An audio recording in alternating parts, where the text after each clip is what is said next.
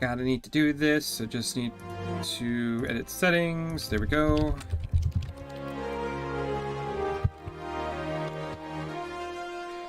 Should have done this before I hit the damn thing, but what can you do?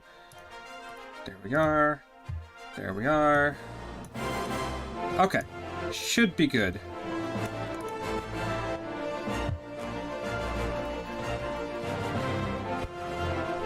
Get into this. I gotta do level 50 quests for my paladin, and then I also have to do some beast tribes that we've mixed out, so we'll go ahead and get started on this.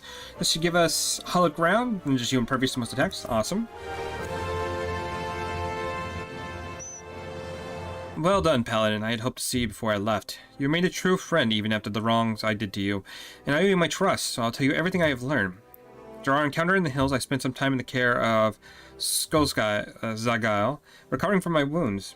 As I convalesced, he gave me the true account of what happened near the last few years in my solitary war against the monetarist. After I went into hiding, he tried to get word about me about what was happening. I was surrounded by agents in the pay of the monetarist who kept me isolated and ignorant. They planted that lie that Zagail was a traitor and tricked me into tracking him down. I was their puppet, twitching obediently at the end of strings they pulled. But when I discovered the Death's Embrace had been behind the demise of my brothers and sisters, they panicked, especially when they found out I had shared the information with you. They laid us a trap for us, and baited it with the promise of a parley with Zagail. Was no traitor, as I should have well known, but I allowed myself to be deceived by the whispers and murmurs and falters, and no, that was not the way of it. It was not their lies that made me blind, but my desire, and my obsession to restore our honor. For the Sultan Sworn and all paladins who have bent the knee to a higher cause, honor is a means to an end, not the end itself. I lost sight of that, and in so doing, lost sight of my true duty. He understood what was happening, and that is why he gave you the soul of the paladin. It was remonstration, a message. Look how adventurers live, he was telling me. Where does their honor, their authority come from? I owe you my position to the machinations of the monitors. They calculated that a young captain eager to prove his loyalty, bound by unquestioning fealty, would be all the easier to control. They were right. I am a sham and a fake, but the world does not know that, and even the illusions of power is a power of sorts. I can use it to fight back. I will tell my subordinates that I am fleeing to Snowcloak and Cothrus, where the monitors hear of this. As they surely will, they will send assassins after me again. But when they show their hand, I will stand my ground and fight back. I realize you may now wish to offer your assistance. However, I cannot in good conscience put you in harm's way anymore. You too have become a target of the Cabal's assassins. The odds will be against me, much is certain. But Zagail has taught me much, and if I am brave and vigilant, I know I can triumph. I'm sorry, but you have caught me in my own personal political struggle. I'm sorry you have been caught up in our own political struggles, but now as a paladin, it is time you traveled your own path. Ah, yes. Zagail would wish to have a word with you as well. You will find him at Central Thanolin. I'll make the remark the location on your map.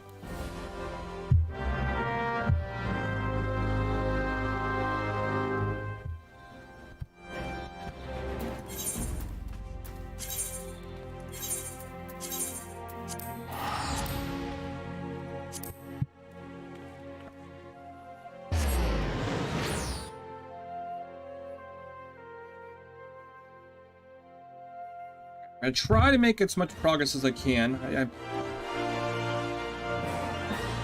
think we're getting pretty close.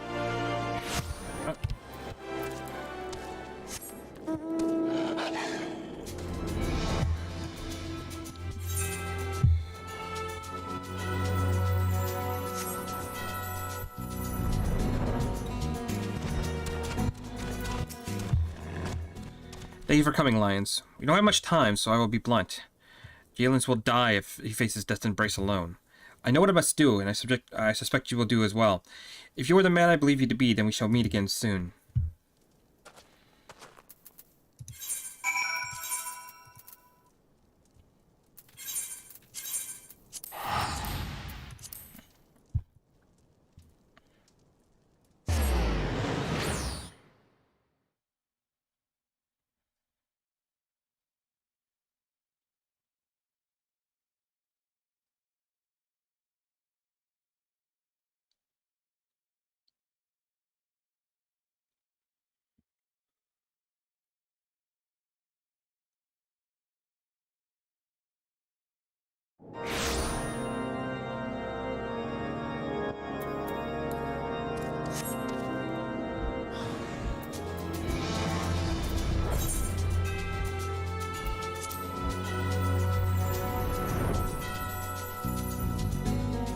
track him down real quick, and then I'll go over... which one do I want to do first? Probably the goblins. They're a little further along.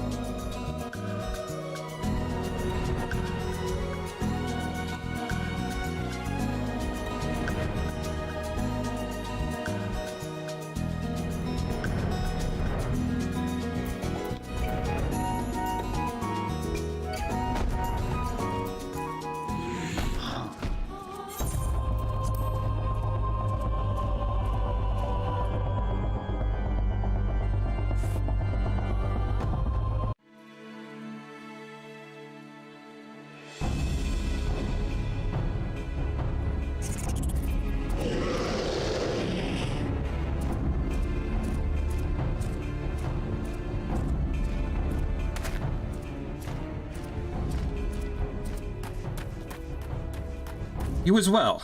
I told you to ground, to go ground. This is in your fight. First there's Zagayo, and now you. You're supposed so eager to die.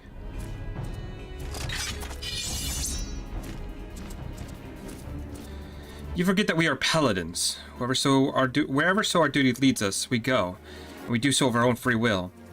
To abide by one's own sense of justice and to embrace the paladin's creed. Sworn or unsworn, we are paladins true. The only true oath as we swear is the one we swear to ourselves.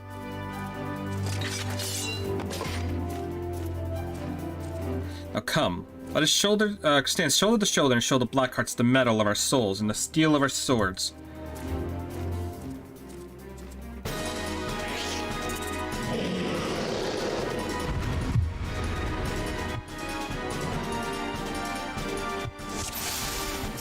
I have to say the eye probably the easier one.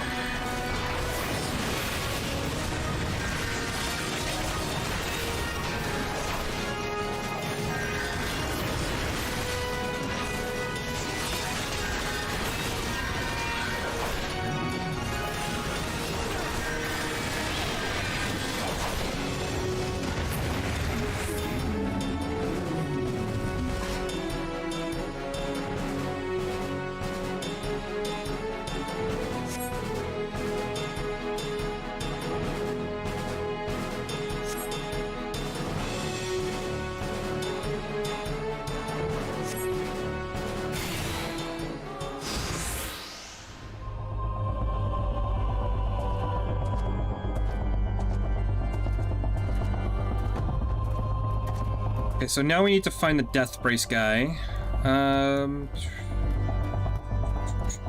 Where are you at?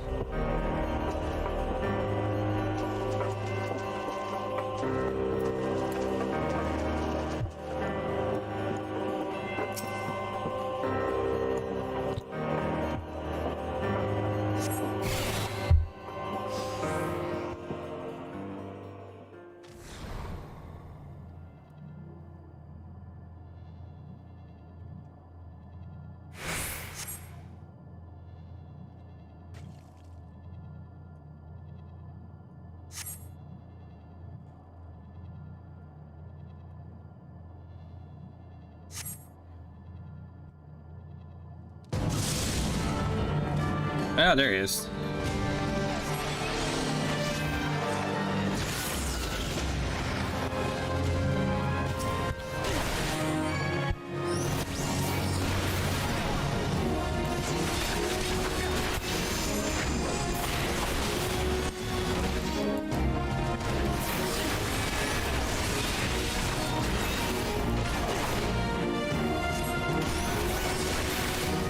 Oh, okay, so I need to go over here.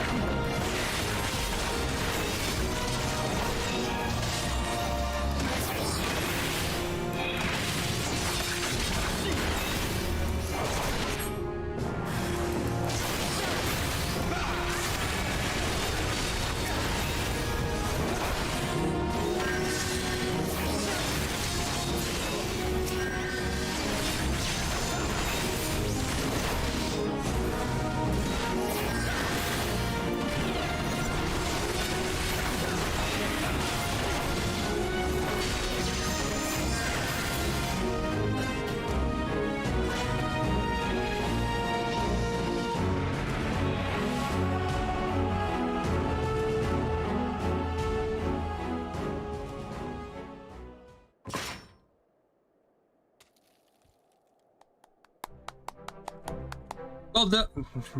You've done well. You never flinched from your duty. You followed the path you knew you had to take, and you showed us what it means to be a paladin.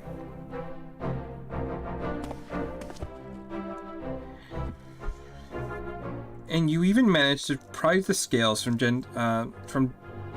Genla's eyes while you were at it. It's been an honor to know you and to watch you grow.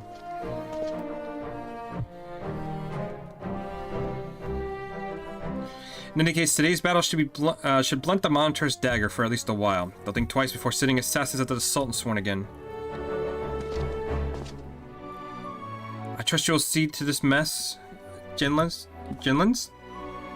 Yes, sir. I mean, Captain. Please, sir, return to the capital. Take up your command again. This burden is too much for the likes of me.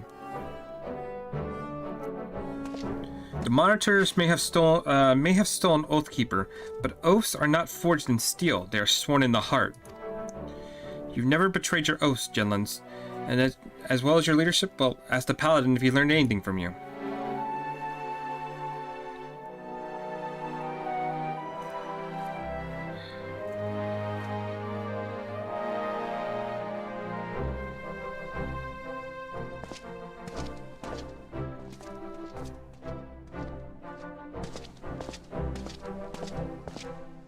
No matter what the circumstances, once a man has left the Sultan Sworn, he cannot return. No, I'll always follow my own path, and on it I will stay.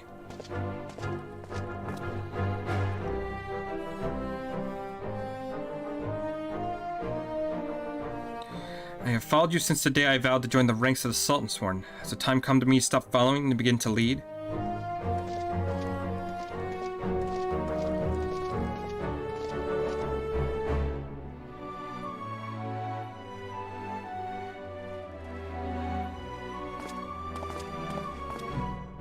Thank you for coming. Once again, you have placed me in your debt. See me in the city when you return. I have something for you.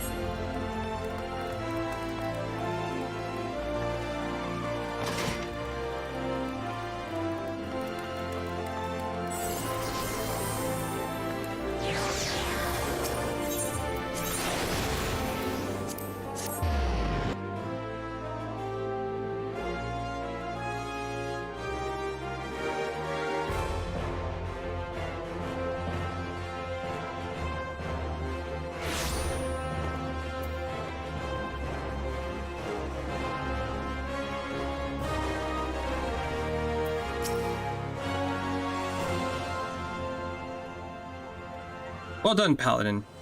There have been troubling times in Assault Storm, but you have served us loyally. You did well, what was just, followed the Paladin way, and defended the weak and needy. You are a true Oathkeeper. Honor and right were yours from the very beginning, and that is what made you strong enough to defeat me. The sword Oathkeeper is yet to be found, and I have come to realize that I do not need it.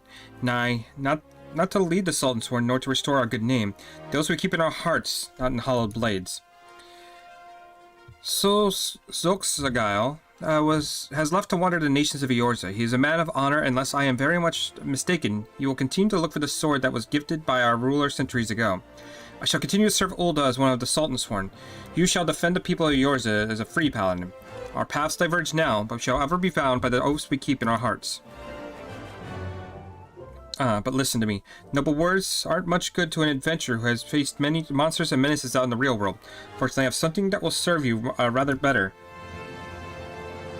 The sacred armor that has been kept with the Sultan Sworn for many generations. It was given only to those Sultan Sworn who had, through feats of arms and deeds of great courage, earned the privilege to wear it. Something tells me that for the first time since I left the Armorer's Forge, this armor should go to someone who is not of the Sultan Sworn. If I allowed myself to be a slave to tradition, the paladin who deserved it the most would never wear it. Now, wouldn't that be a waste of fine plate? Just one thing. If anyone asks where you got it, you mustn't say it was me.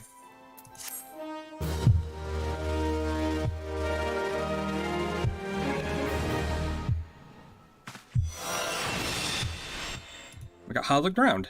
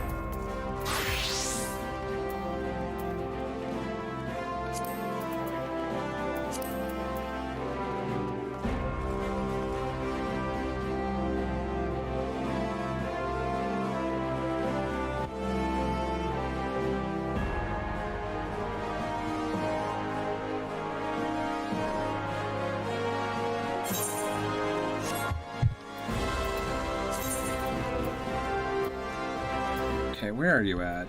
Right there?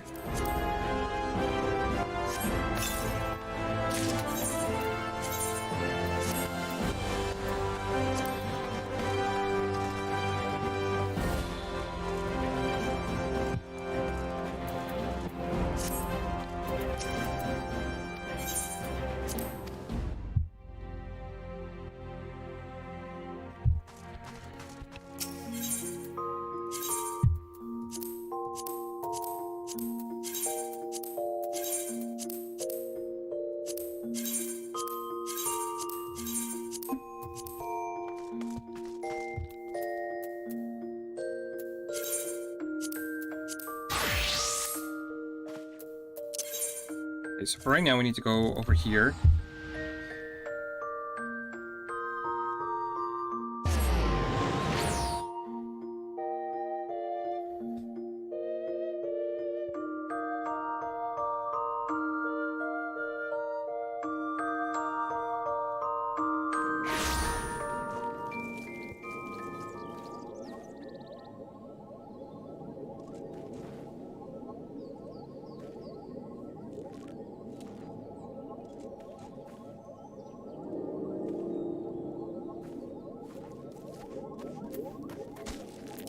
Who's making that noise? Oh, is that what that is? What the fuck is that?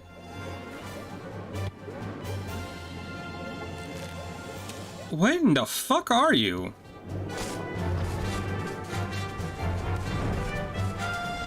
Whatever.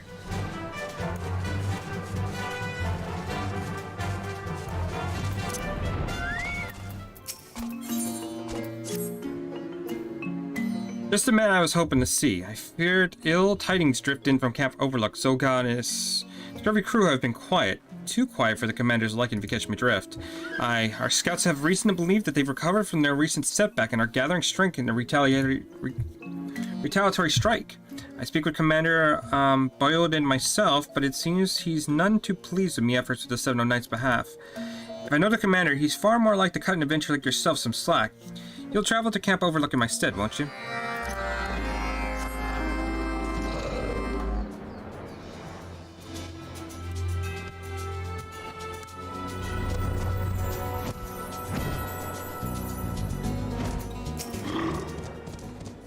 Alliance.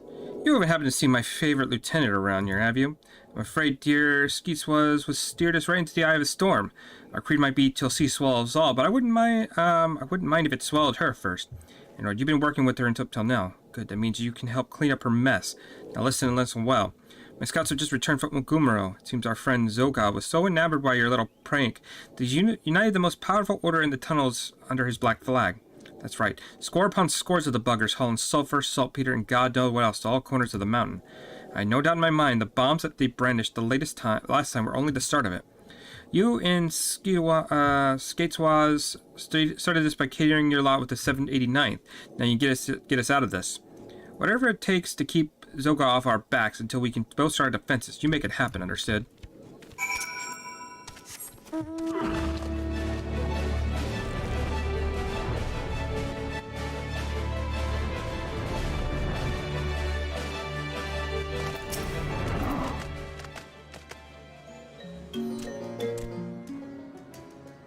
So as I feared, Zoga's taken the helm at Ogumaro and is brewing a most nasty sort of revenge. But the commander's right. Our fingerprints are all over this mess, so it's our duty to help sweep it up. Yes, we must. Oh, woe is me, misfortune, misery, woe. Please help me, adventure. Yes, you must. What are you yapping about this time? My beloved Bibi, my dear, my darling, my beloved. She said she would meet me at this hours ago, but she is nowhere to be found. No, nowhere at all. She said she'd come by way of the Cobalt Dig. She's caught by Zoga. I shuddered to think what would happen. Tremble, shiver, shudder. You must save her. Yes, you must. You spineless coward. She's your girl. Go her your bloody self. I'd have better luck squeezing ale from the stones than talking sense to this one. Let's go, lions.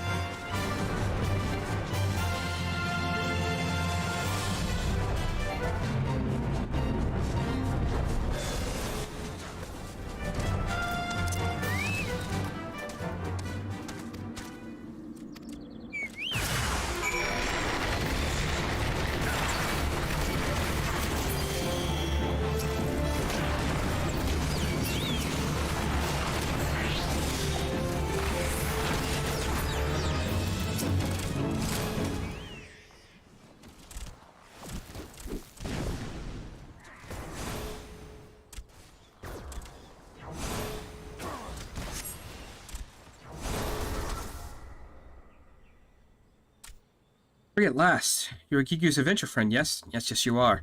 I knew that coward wouldn't have the courage to save me himself. He's useless. Hapless, hopeless, useless. So scared was I. Yes, I was petrified. I came to deliver these plans. They've gone missing. They're gone. Missing, vanished, gone. What plans? Why, the plans of Zoga's new furnace. I must find him or Zoga will punish me. Yes, his wrath will know no bounds.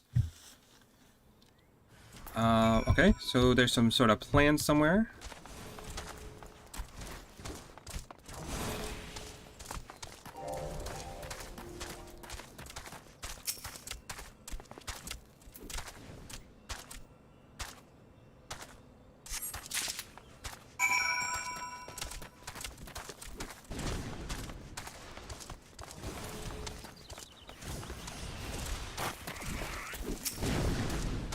Whatever shall I do? Without those plans, I'm as good as dead. Slaughtered, butchered, dead. Could it be? Yes, you found him. This is twice as you saved me, adventurer. So brave you are. Daring, dauntless, brave. So different from a certain kobold I know. So different from me. Harsh as I am to Gigu, unkind, unfeeling, harsh, the truth is, I too lack the heart to stand up to Zoga. Yes, I too am a coward. I too am an alchemist, you see, a skilled one. Yes, I am. So what did Zoga do? He threatened to exile the 175th from the Ogumaro unless I did his dirty work. A furnace he wanted, but not just any furnace. No, a fiery, fearsome, formidable one. A furnace to end all furnaces. Had no wish to serve Zoga. No, none at all. But I truly wish to be happy with Gigu. Cheerful, content, happy, and yet, I simply couldn't not stand to see him grovel. So, no, I cannot bear it. I know better, this I know, but Gigu is different. As Gigu is leader of kobolds. I beg you, view adventurer. Yes, I do. Take this to Gigu so that it might stir his heart. Rouse, shake, stir. If this falls, there's no hope for him. No, none at all.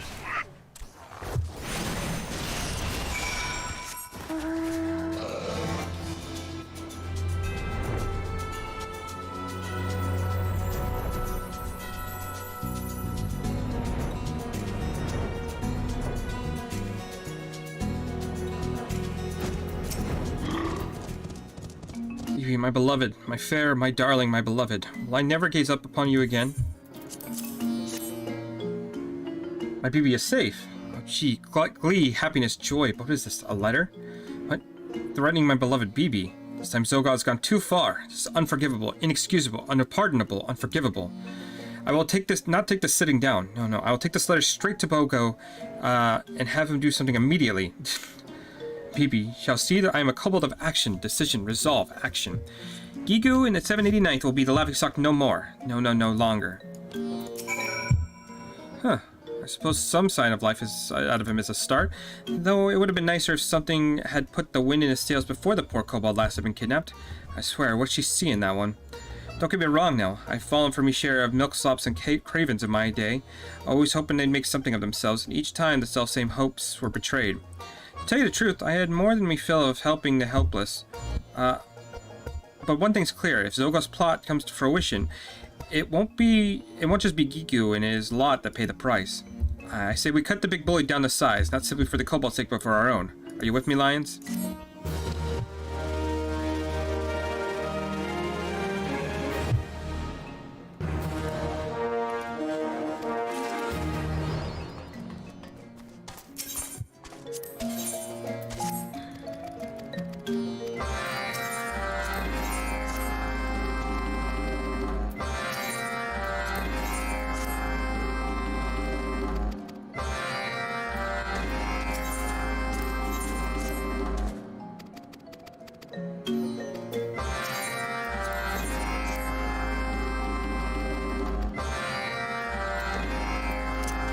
So I'm going to do these ones real quick since we're in the area, and then I also have the Shihagen that I need to do as well.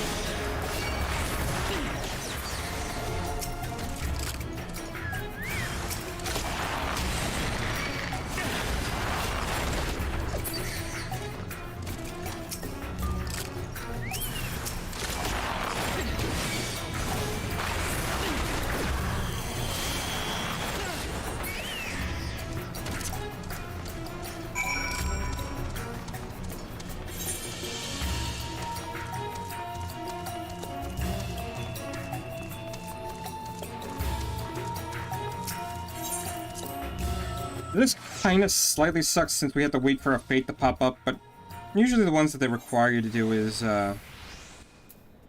pretty quick.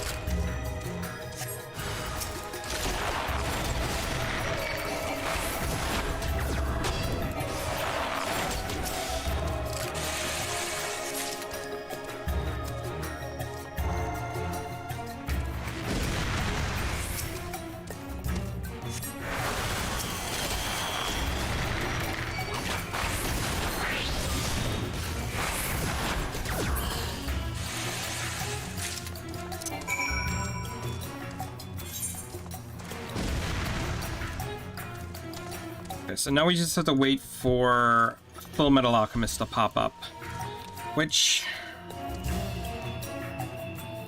let's take a look around here. I have to wait a couple minutes.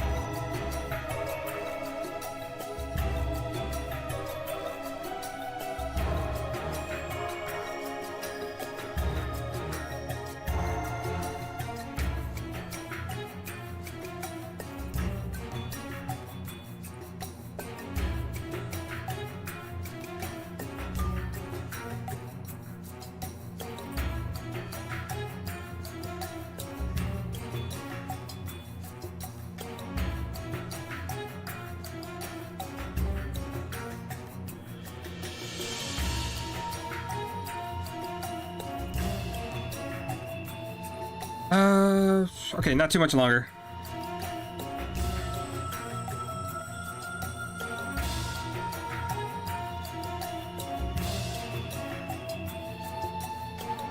Because I'm pretty sure once these go away, it should pop up, and if not, we can kind of force it by doing some other fates in the area.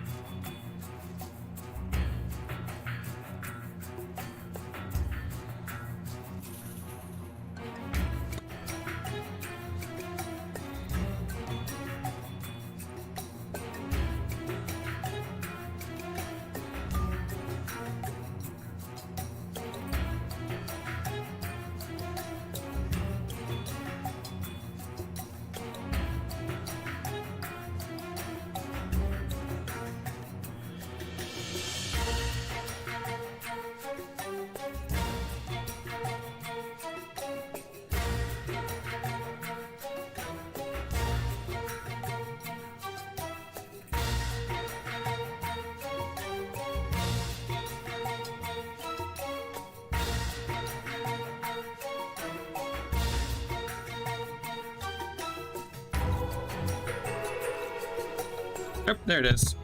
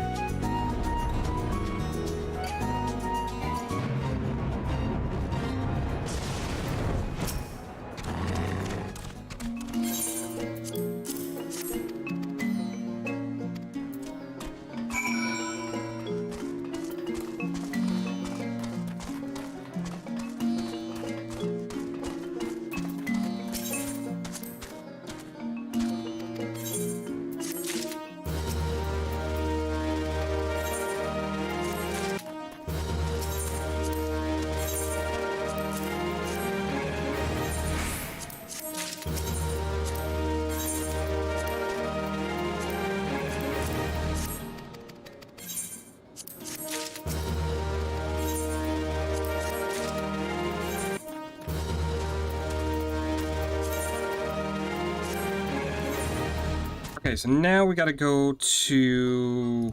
Here we are. Shahaga need to be done.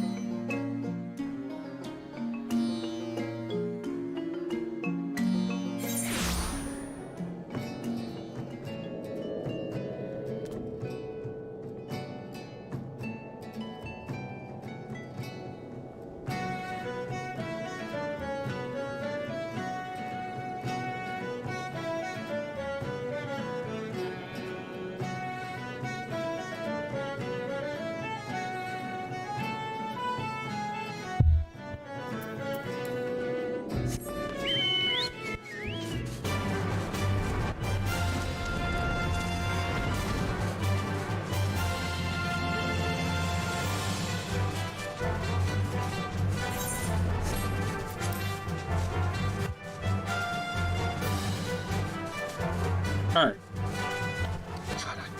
I've already been going for like an hour? Fucking hell.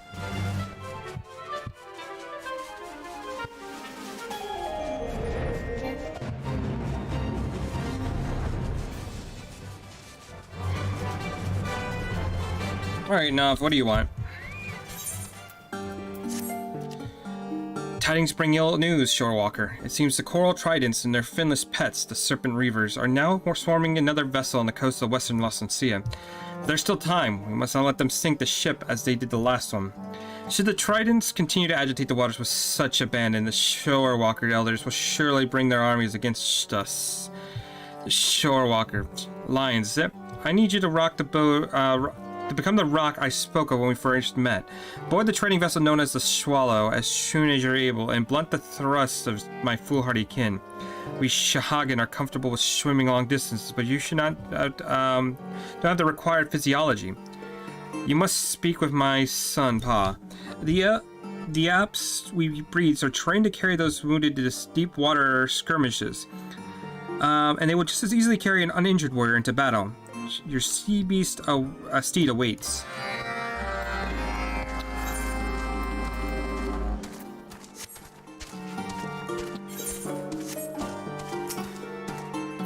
The Clutchfeller told me of your need. This eldest is the largest and swiftest creature in my stables. Should have no difficulty in bringing you across the waters.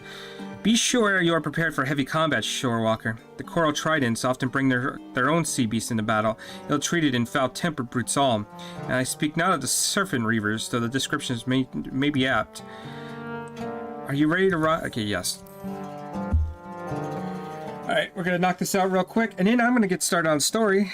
See how much I can knock out. I think the last bit I did was I was speaking with Midgard Somer.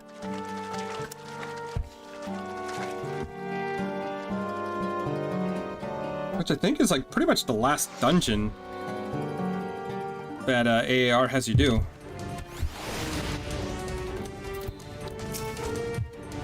Please, take whatever you want. Just keep me insides on the inside. You don't work for the marrow-sucking fishbacks? Here to rescue me and my crew. Well, I won't question how you reached us in the middle of the ocean without a vessel of your own. The proud lady, this proud lady is a swallow.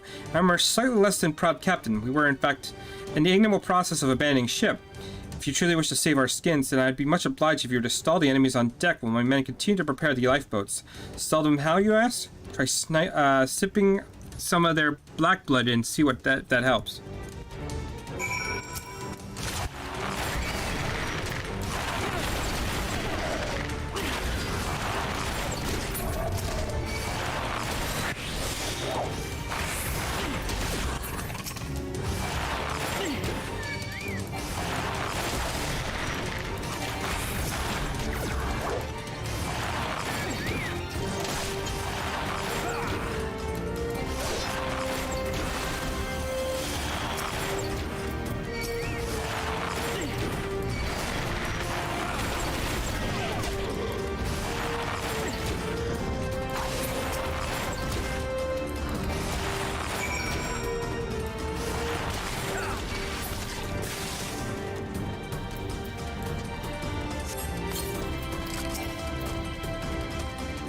A navigator's nightshirt. We certainly are a force of nature. So focused on your deadly dance, I scarce noticed the lifeboats were in the water.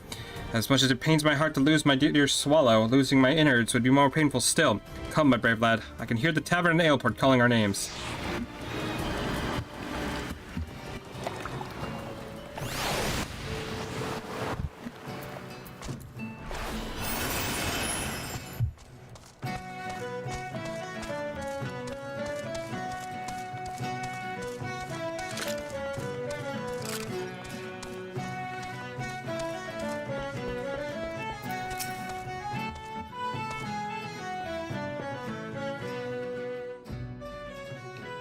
Thank you for your aid, my stalwart friend. If you hadn't inexplicably appeared miles from the coast without a sail in sight, I fear my crew would not be taking our final rest on the ocean. Would be taking our final rest on the ocean bed, alongside the broken hull of my sweet swallow.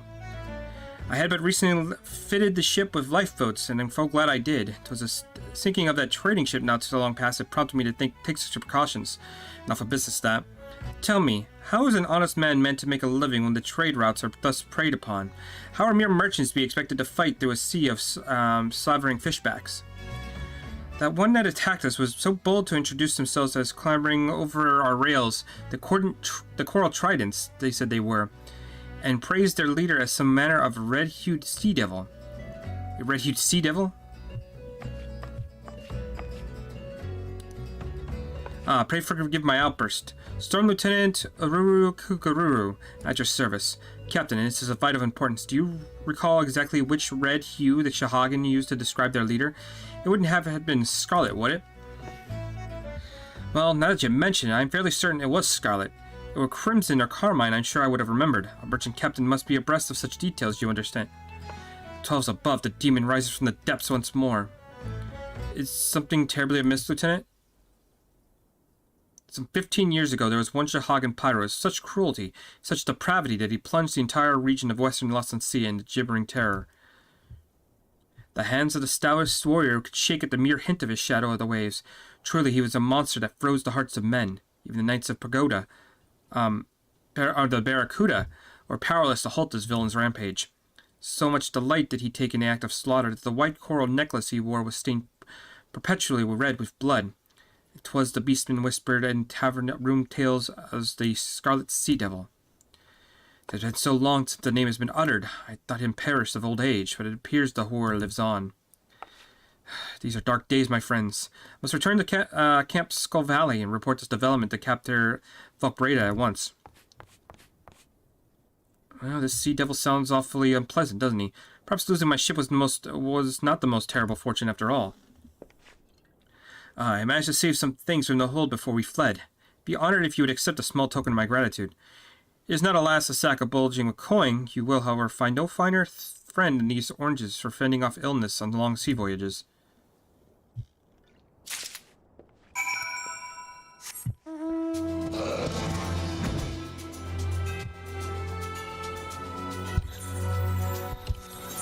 Okay, at some point I need to come back out here and do all this. It's just gonna be fun. Oh yeah, there's like one more thing I need to do.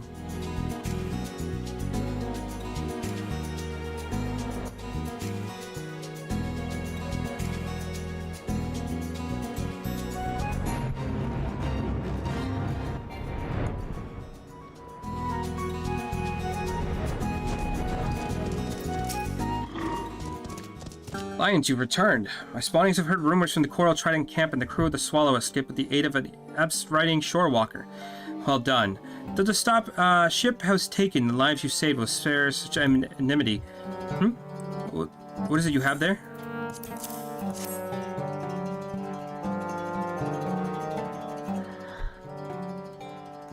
I've seen the like of these before. Fruits, yes, picked from the land-grown trees.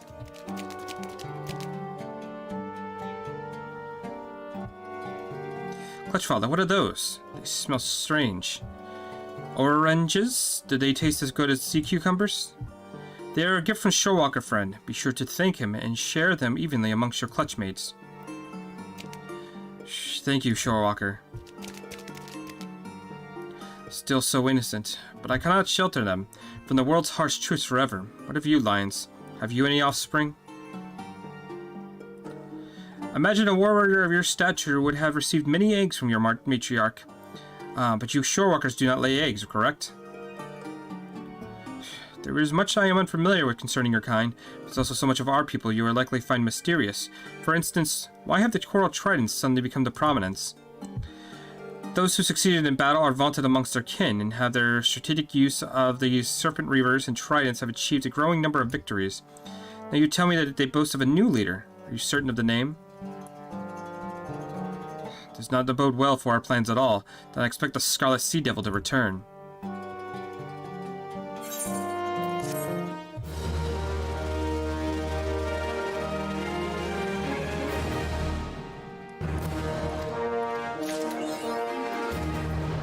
Okay, before I do anything else, I want to go over to Southern Dandelion real quick. I just want to check, make sure I got all the quests in that area done. And then Camp Blue Frog, I think Blue Fog also has some things for me to do.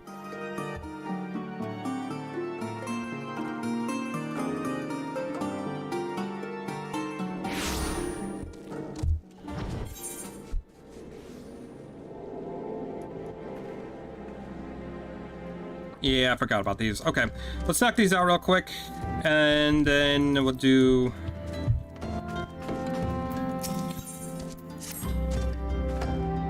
Outsider. I told you to... You would help the you. You outsiders puzzle me, but I would not be fooled to refuse your aid. I am told that some of the tribeswomen have been ambushed and captured by lizard men. The rumors are true, they bear grave wounds. The you are no strangers to death, but to die without a fair fight, there's no way the you to die. I ask you not to rescue them, but if they are truly you, then their pride will not allow it. Ease their wounds with this salve, and they will take care of themselves.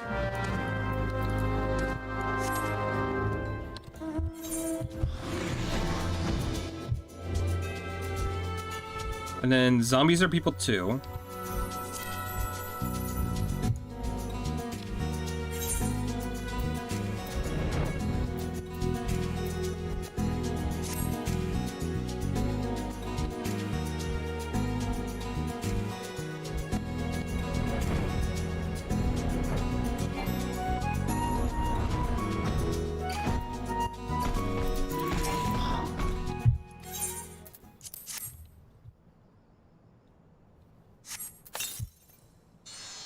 Thank you, stranger. By your kindness, I live to fight another day.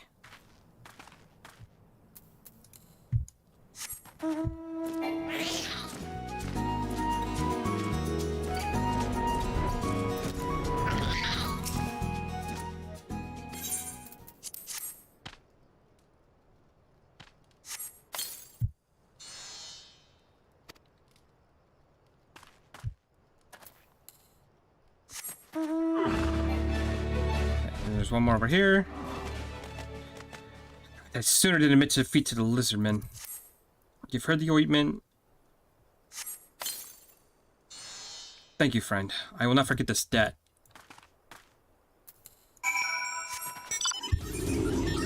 Okay, so that's... okay, that should be closer just to go turn it in.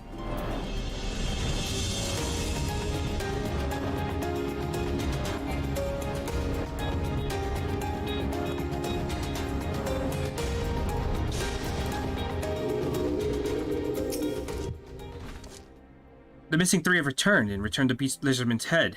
You're a true friend to you, outsider.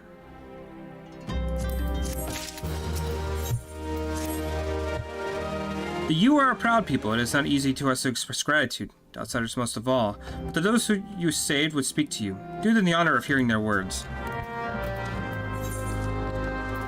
Oh, okay. Hi. You gave me back my strength and my honor. It is a kindness I must repay. Should you require my aid, you have it. I thought I was lizard grub for sure until you came to my rescue. Let's say we crack some lizard skulls together. I don't know you from the science from the hole in the ground, but your friends are my friends, and your enemies are my enemies. Let's crash the beastmen together. You told me you were strong, but now that I've seen with my own eyes, I would be honored to be battled by your side. I trust you have heard the answers you seek. You do not open their hearts to outsiders easily, but those bonds we do form are that much the stronger. To protect our freedom and our newfound friends, you will fight this battle. Return and tell your scion companions that the strength of the you is with them. Go in safety, and that you'll always be welcome here. Okay, so I gotta go to Waking Sands now.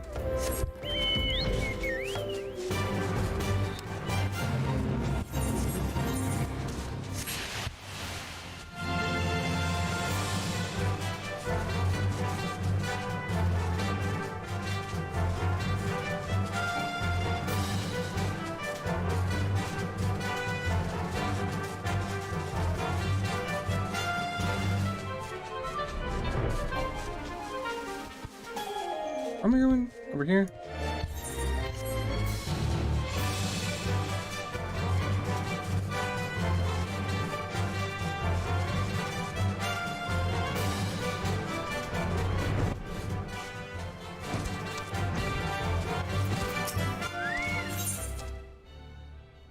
Oh, we get a new minion from this.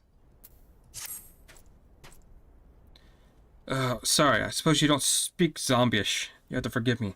I'm feeling awfully depressed of late. Well, why shouldn't I? I would, with you and your friends always trying to hack me limb from limb. Why, as if my rotting, malodorous flesh and prosperity for snacking on adventure brains has made me some sort of pariah. The only ones who ever treated me with any decency were my tender friends. I haven't seen them in ages. My best friend among them has spirited away when we were strolling through the shroud. Hope he's safe.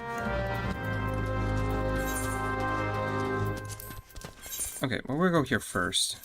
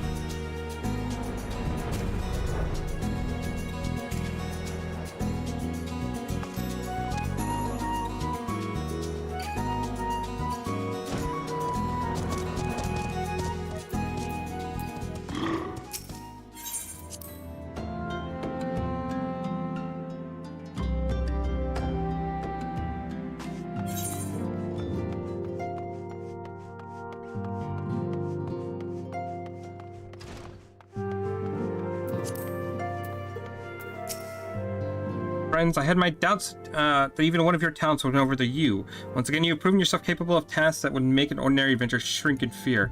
You have given hope and courage to us here, myself most of all. Rest assured, we shall not squander the opportunity you have given us. For my comrades, for the realm, for our new dawn, I shall stand tall and fight.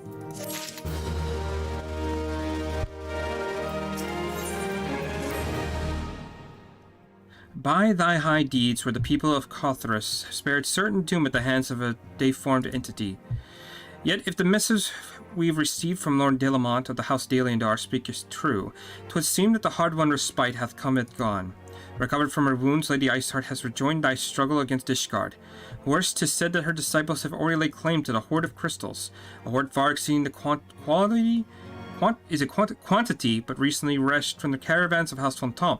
'Twas all but certain that the heretic's mistress intendeth the call upon Saint Shiva once more. And so once more must the Eorzea's blade of light be brought to bear against the primal.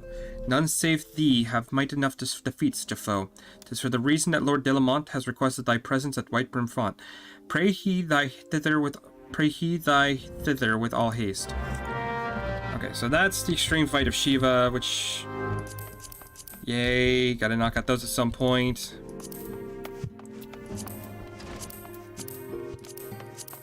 We'll go here first. Black Shroud.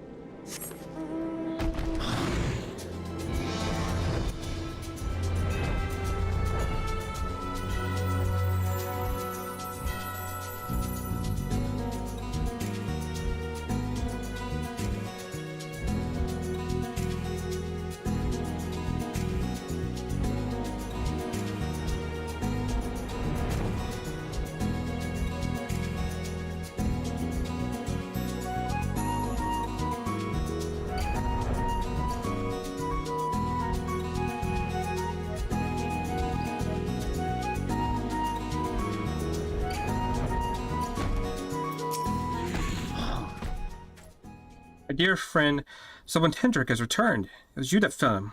Why, you must be the kindest warrior I've ever met, adventurer I've ever met. I promise I won't eat your brains unless you're the last adventurer in Eorzea.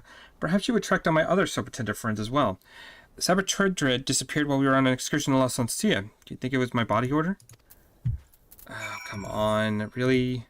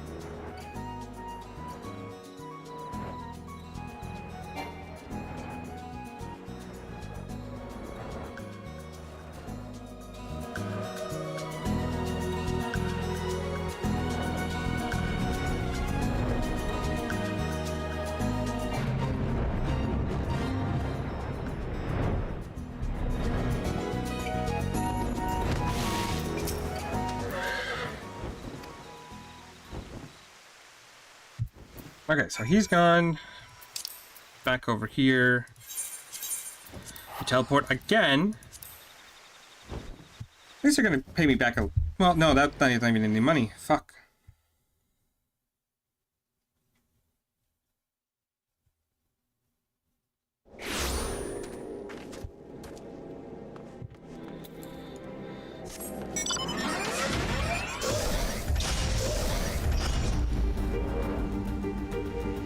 If you have one more fucking friend, Oof.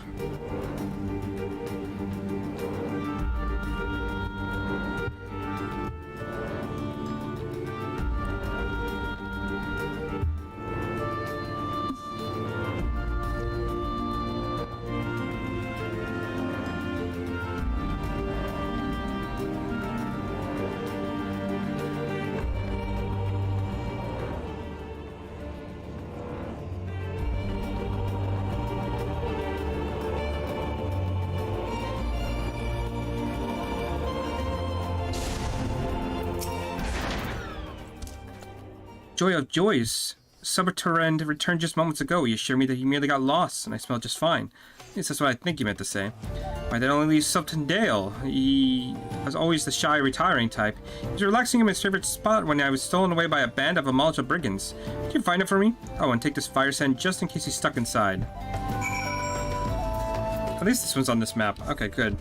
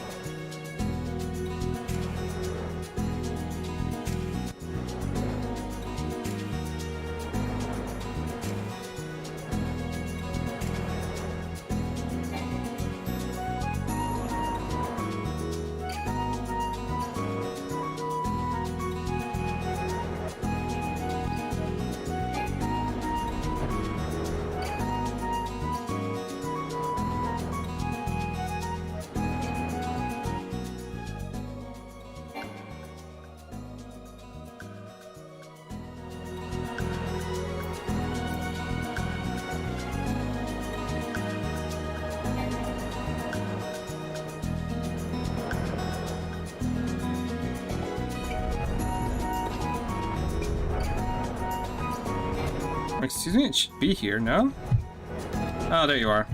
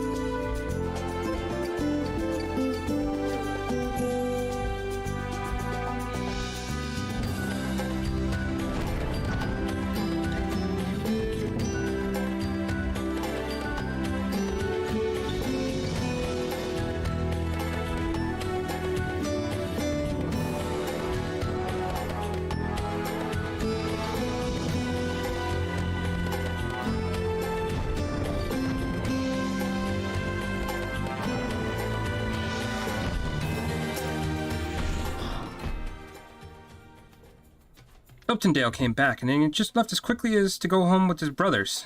Said that the winds of Dandelin were calling him home, or at least that's what I think he said. How nice it is to have family. Mine's long dead. Dead. Not undead like me.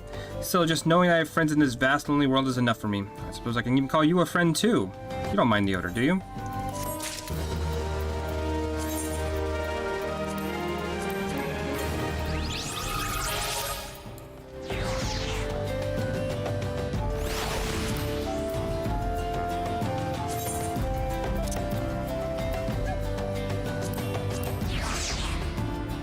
Ab, loneliest zombie in the realm, it is certain that his cactar cutting has taken from his trusty companion.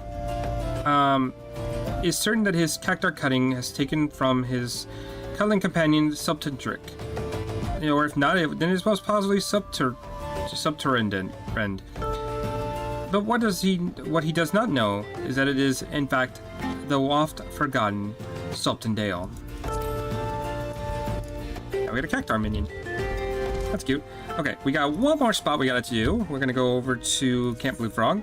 Fog, not frog.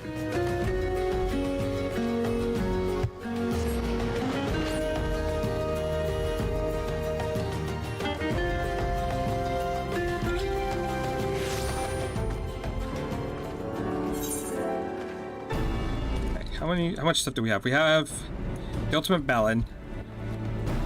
Looks to be a couple quests over here.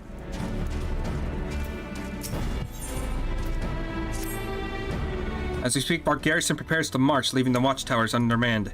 Yet we must let the Garleans out of our sight, nor we forget that we are in theirs. Thus I should ask you to stand sentry and see if our flags fly high to all can see.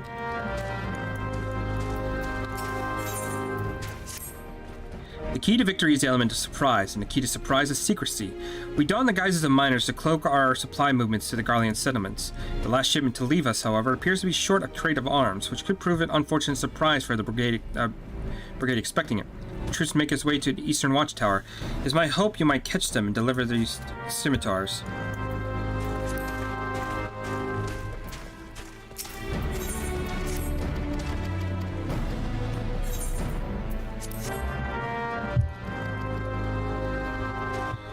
We gotta do this real quick. And then, that should be all of Thanolin completed. All the side quests, Black Shroud should be the same. The only thing that should be left is Los Lucia, which is whatever.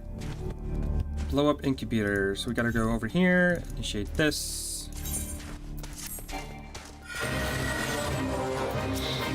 And we just have to fight enemies. Great, that's a nice and easy one.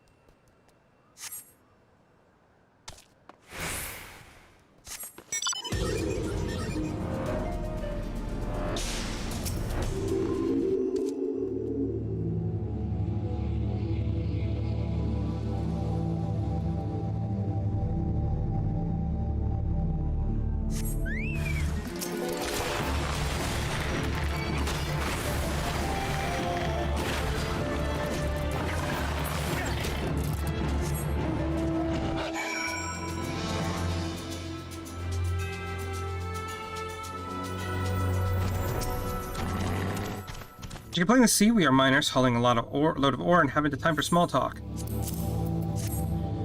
Ah, these scimitars are supposed to be part of the load.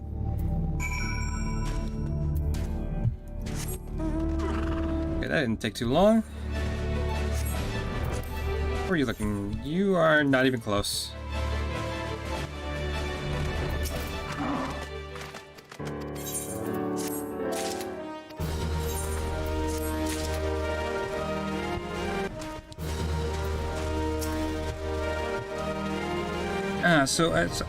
So your watch ends. Perhaps you spied only Doblins, but who can say what unseen terrors might have assailed us were you not there to keep watch? So long as we stand in the shadow of the Cassian Meridian, we must remain ever vigilant. Okay, I thought I was done. Fuck you. I am relieved that you have returned safely to us and the weapons still reach their destination unhindered. Movement to and around the borderlands of Natalan fall under constant scrutiny. One misstep can spark a fire which could consume all the realm.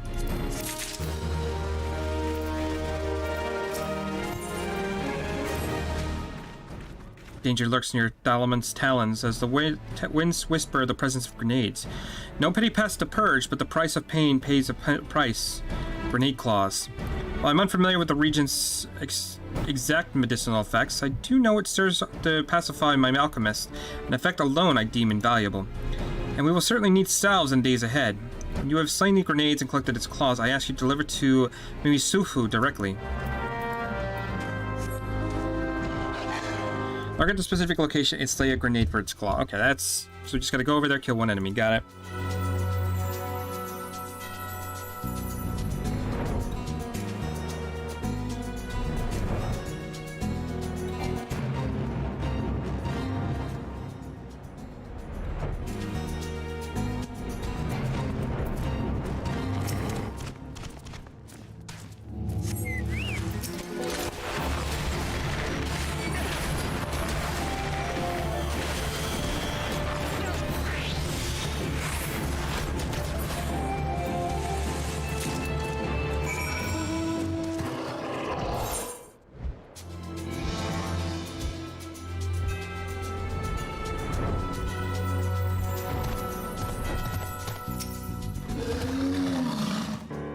No, I'm afraid this won't do it all. I was one to perform alchemy without reagents. I simply cannot make something out of nothing. Ah, yes, a grenade claw. And just when I'd run out, good to know my pleas to Ranford were not entirely in vain. I shall tend to the task of formulating potions at once. On behalf of the several lives you saved bringing me this, I thank you. I swear to fuck you. I formulated the potions as promised, but little good will they do the world sitting here. Skirmishes with the Garleans grow ever more frequent by the day, and with them grows the number of needless casualties. I did not claim we might save every soldier, but every life lost to the wound less than fatal is to be lamented.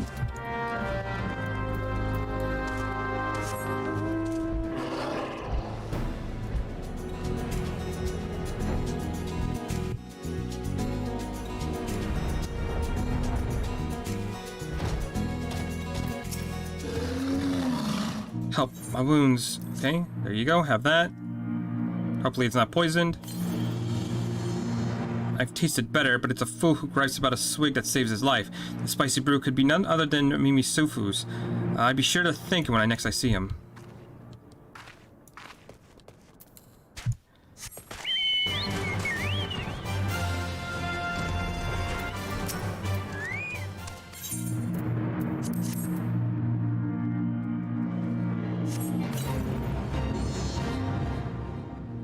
I'm not quite dead. I think I can pull through.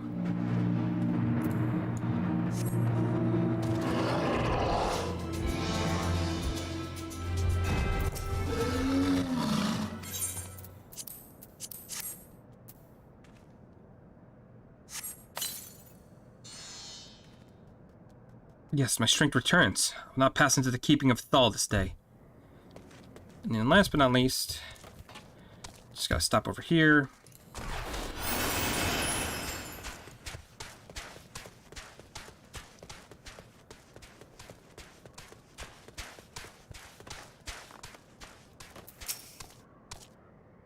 Damn Garleans.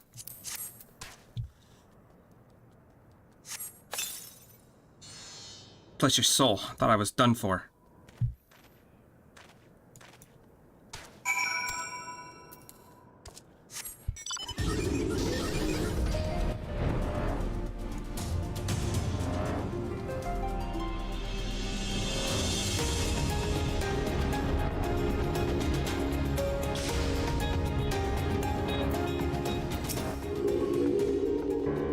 We alchemists know life to be a fragile thing, a precarious matrix of intricacies and resolutions sewn together by delicate thread of time. Fate determines the value of life-saving potion.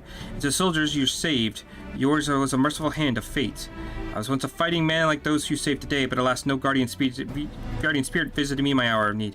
My contributions to the battlefield have been since confined to those of which I concoct here in my laboratory. Yet I take solace in saving others from such a fate as mine. It is by your brave hand that I'm still able to do so.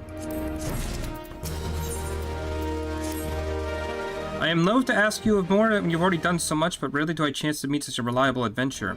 The winds of change blow constantly through here on the floor, fanning the flames of war to burn ever faster through my stock of reagents. In particular, I have an urgent need for Arabim corneas at the moment, and fear no other than I can ask. Might I trouble you to procure these for me? Okay, where are these guys at? Those guys are... okay, just outside. Hopefully this is it, and I don't gotta do anything more.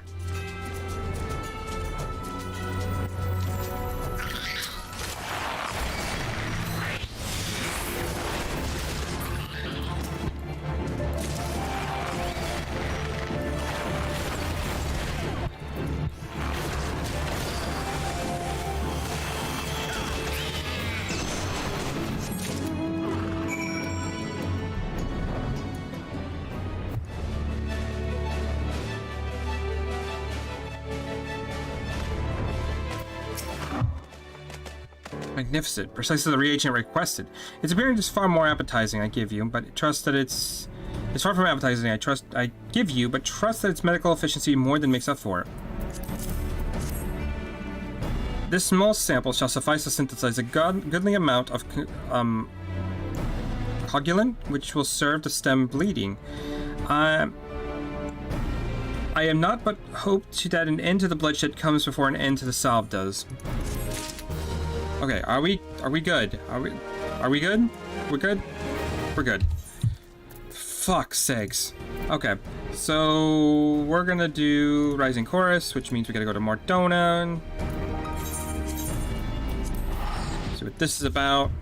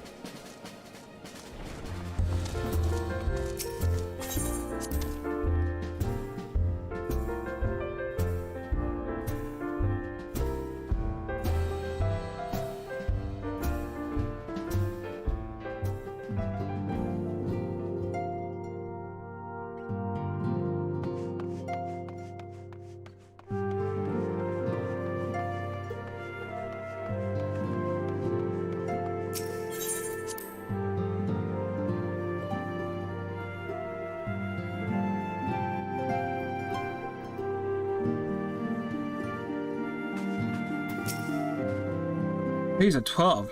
You are hale and whole. I came as soon as Minfili informed me of Sir Emmerich's request. You have completed your investigation of the Keeper of the Lake, I take it. Then I would hear your report.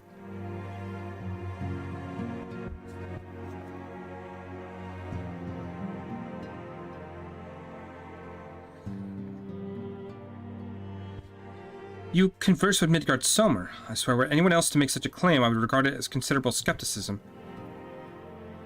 Are we to understand that the Worm Lord did not perish, has in sooth laid dormant these past 15 years? Less a resurrection than more of a rejuvenation, for he who dwelleth in eternity, years passing as moments. Though his words were ambiguous at times, one statement left little room for interpretation. My people have heard the song, Ishgard shall burn. Clearly an attack is imminent. We share this information with Sir Emmerich immediately. However, we dare not divulge our conversation with Midgard Sommer in its entirety. To even acknowledge that you heard the voice of a Dravanian is a grave but necessary risk. Lest we forget, men have been executed as heretics for declaring as much. For your own protection, and for the sake of our tenuous relationship with the Ishgard, the truth cannot leave this room.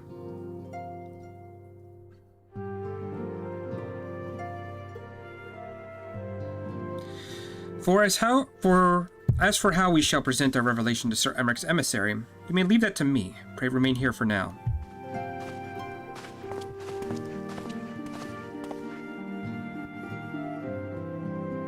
Is there something you are not telling us, Lyons? You seem different somehow. It is almost as if you're missing something. Something important. Well, for Fen, Midgard Sommer stripped you of your blessing of light. Are you alright? How do you feel? I see. It is a relief to hear that you are otherwise unharmed. I beg your belief that any could possess the power to deprive you of her blessing. Midgard Sommer made mention of a covenant, did he not? One of the ancient myths regarding Silvertear Falls states that when the waters came into existence, so too did the Great Worm. Althek and Nimia, brother Time and sister Fate, decreed that Midgard Sommer ever watch over the source, from which all water and magic was said to flow.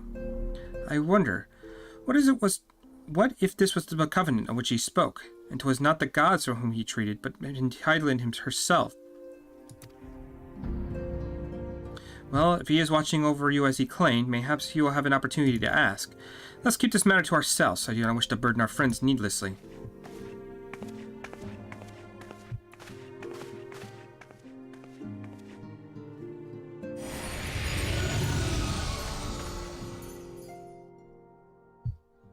Art thou a pawn, or master of thy fate? What hast thou wrought by thine own hands, mortal?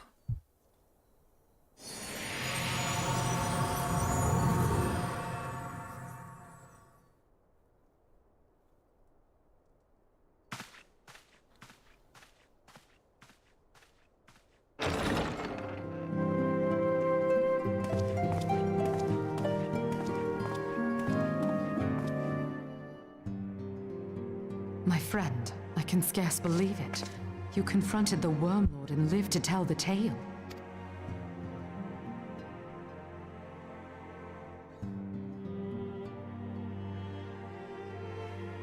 I give thanks to Helone for your preservation. It is our sole cause for gladness. Your encounter with the Keeper of the Lake served to confirm our fears. A great worm has roared, and it makes little difference if it was one of the two in Eorzea or any other. The Dravanians are coming. I am told that Ishgard has magical defenses against Dravanian attack, though I am not privy to their exact nature. Will they be enough to repel a massive force? Ishgard has weathered countless assaults over centuries. This will be no different. And now that you have confirmed the threat, none can ignore the Lord Commander's calls for the wards to be strengthened.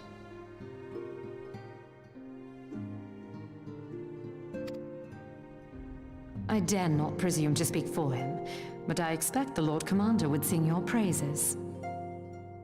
I must away, but we shall meet again soon.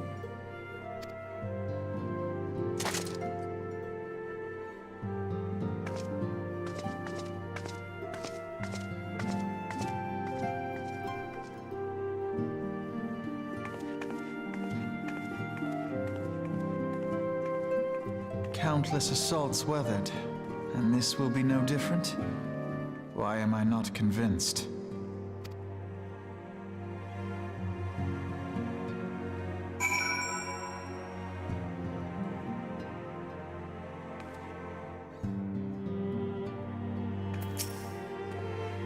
The Ishgardians have warred with the Dravanians for centuries, nearly 1,000 years.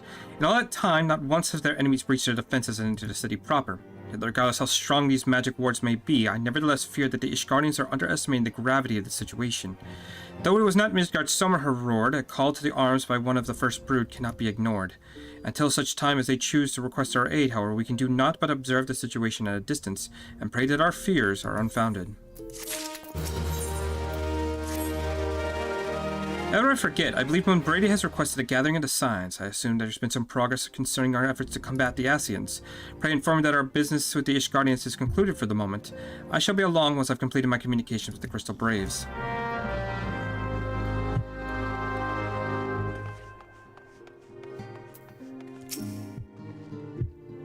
All done with your talk of dragons. Wonderful, because Asians are next on the menu. Let's head to the Solar, shall we?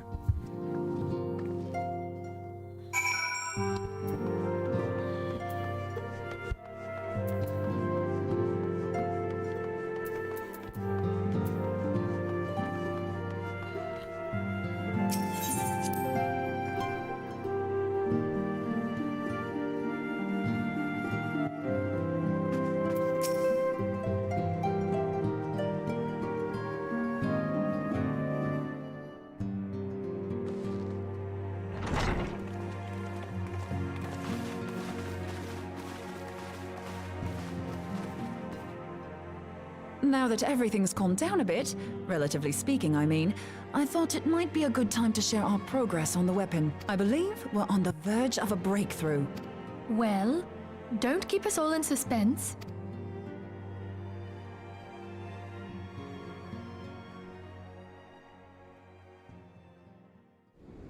Just in case anyone's forgotten, let's start by reviewing what we already know.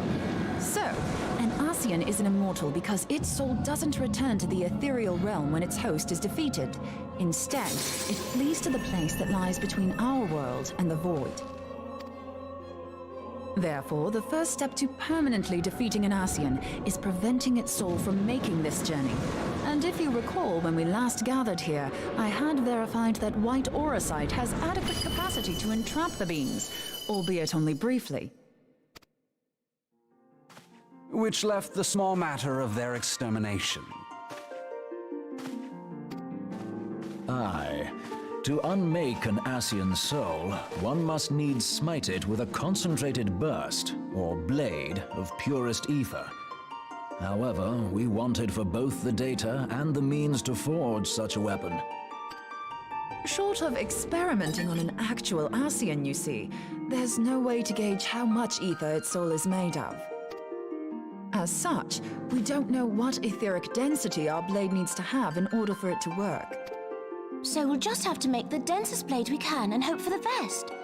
Though that would require a lot of ether.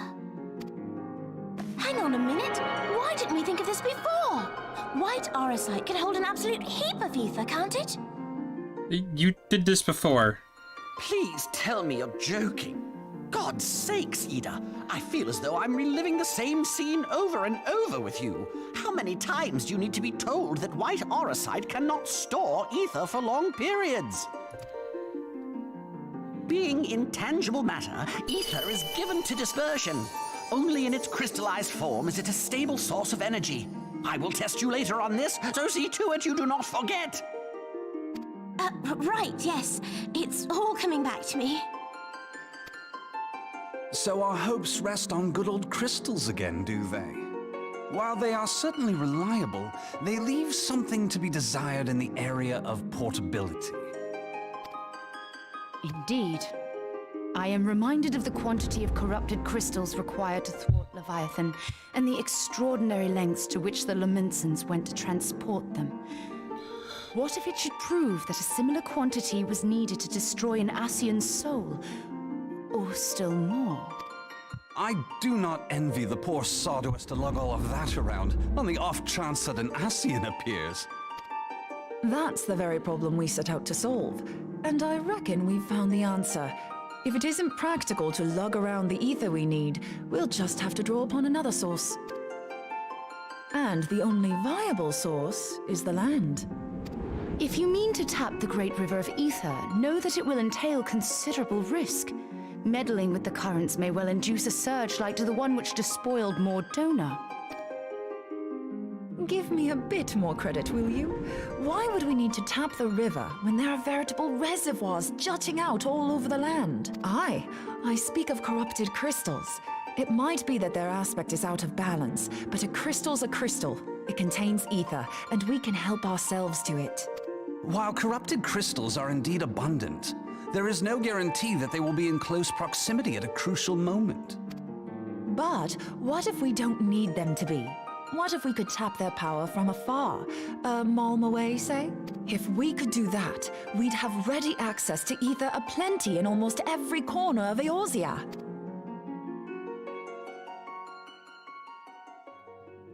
I've yet to put my theories to the proof, but I've got a good feeling about this.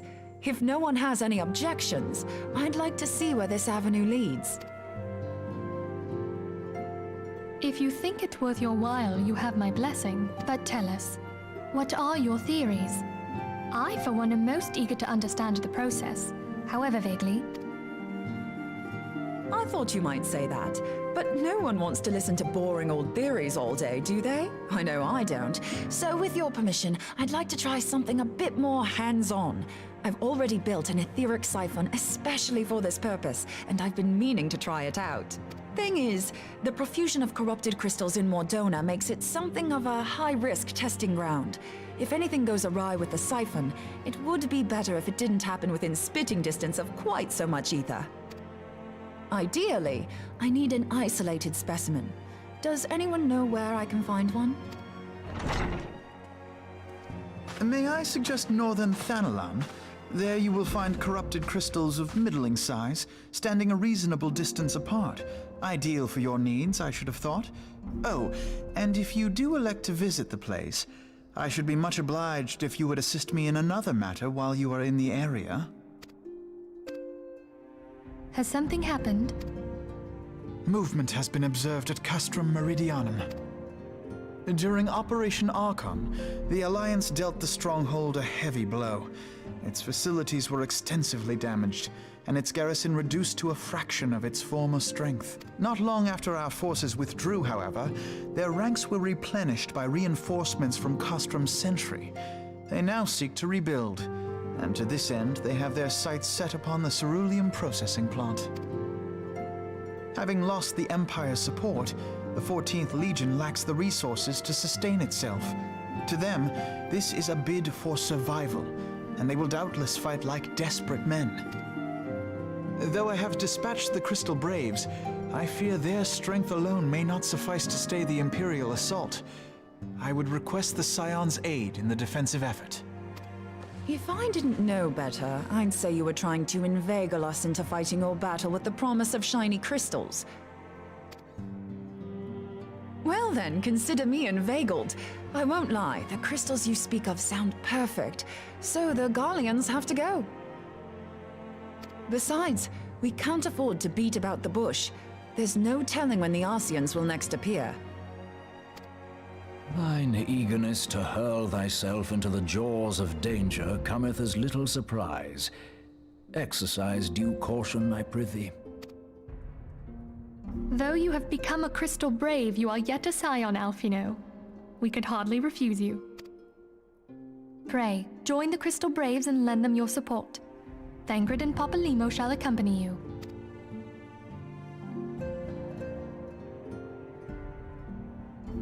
Ida and Yashtola, in the meantime I would have you assist Moonbreeder. Scout out the crystal clusters, that the testing may commence as soon as the Garlean threat has been eliminated. If it please you, I shall continue mine own experiments on white orosite. Thank you, Arianger.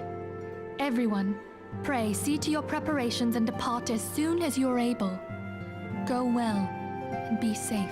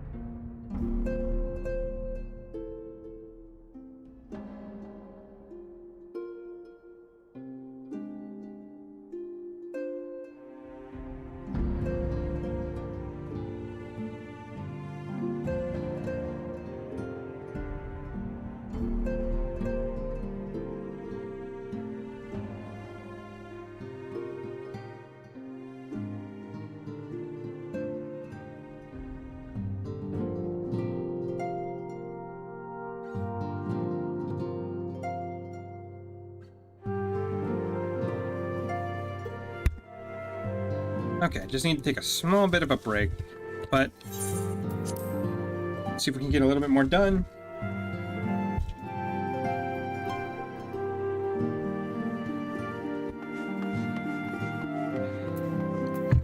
Alright, so what do you have to say, Alpha Node? It would seem that the events that were once more conspired to rob us of rest and recuperation. Though I would wish to it otherwise, I must ask that you head straight away to the processing plant. The Fourth have already deployed to the area and await the arrival of the Scions. Willard will brief you on the developing situation. Meanwhile, I must rendezvous with Captain Elbert at our headquarters in Ul'dah. I shall take command of our forces there with a lighter heart, knowing that you would go to support the front lines.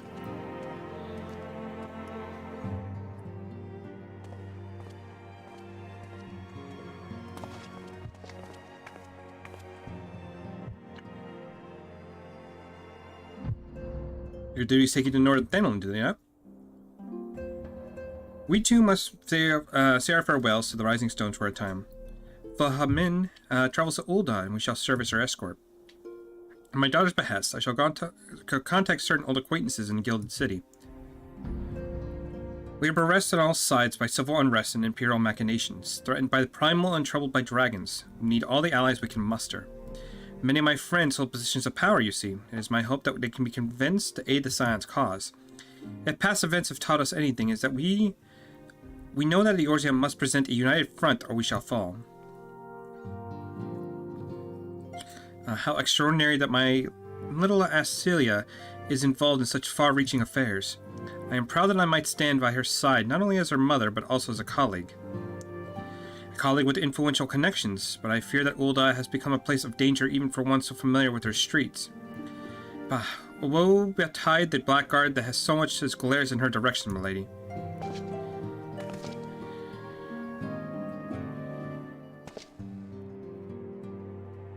I see I'll be well protected, it seems. Shall we be on our way then?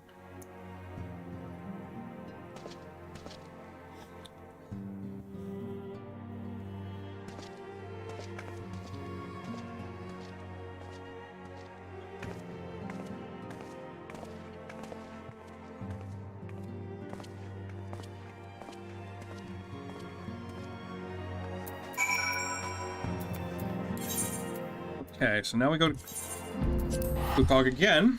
You know, we were just there.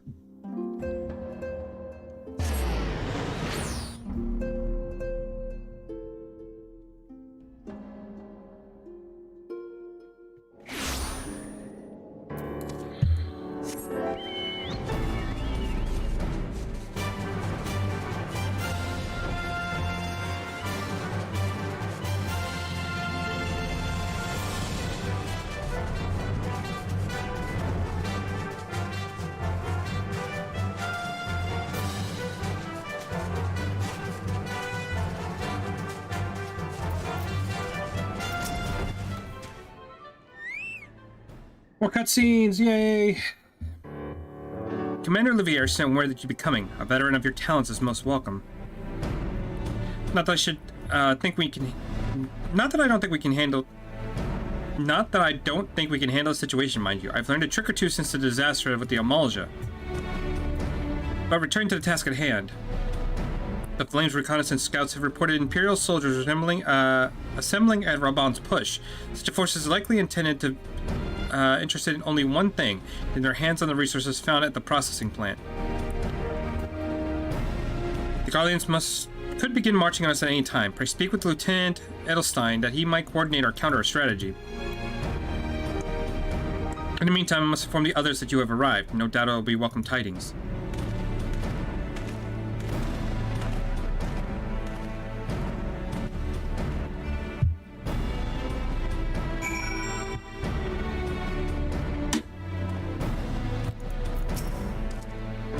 Lieutenant Hart, my soldiers played yet tell of tales of your deeds during Operation Archon. Would that we could just sit a while and reminisce about old times, but I fear more pressing matters require our attention. The civilian draughtsmen, you see, have come across several highly suspicious crates with the boundaries of the processing plant. I had my sappers take a closer look, and our worst fears were confirmed. These boxes contain powerful explosive devices of Imperial design no less. By my order, the Flame Station here are conducting a thorough sweep of the compound as we speak. Though it troubles me that we were unable to apprehend the Imperial spy behind us, I have faith that our men will be able to neutralize the threat for now. In the meantime, our scouts bring troublesome news on the latest movements of the Imperial Army. I'd once again ask for your aid.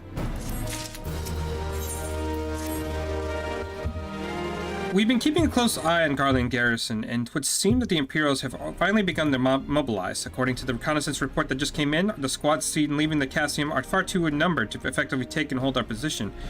They will likely mount a swift assault and focus on the acquisition of resources. I have, of course, also shared this report with the Crystal Braves. They decided to take to the field to meet with the assault head-on.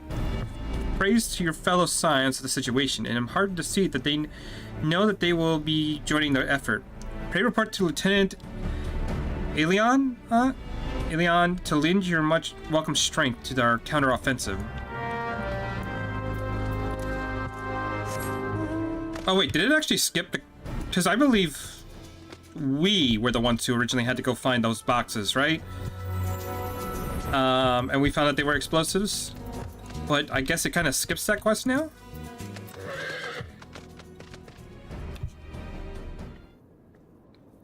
Glad to have you with us, Lions. As I'm sure Lieutenant Edelstein has explained, the Guardians have employed a small force from Casa Meridium. Their main column assembles to the north near Dalamon's talons, but we've spied several squads attempting to conceal themselves on the approach to the west. They wish you to rush forth and commit to battle with the main column, leaving the detached force free to raid the plant and pillage supplies. Not much of a strategy, but these are desperate men. Captain Ilbert.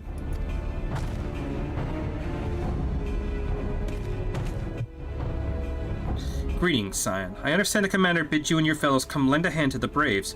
With such a mighty hero at our disposal, the Fourth will have little trouble contending with aught the Garleans might throw at them. But even you cannot be everywhere at once. The Third is always restless, was getting restless holed up in Ul'dah, so I marched them out here to fill any holes in the plant's defenses and add their numbers to your counterattack. The reinforcements are welcome. We have enough soldiers now to divide our force and safely engage the enemy far beyond the walls. Aye. It would be best to avoid staging a battle anywhere near this much ceruleum. Let's take this fight to the Garleans. A wise course indeed. I shudder to think the consequences should any of these storage tanks be exposed to fire. If there's no objections, the Scion shall join the fort and give battle to the main column.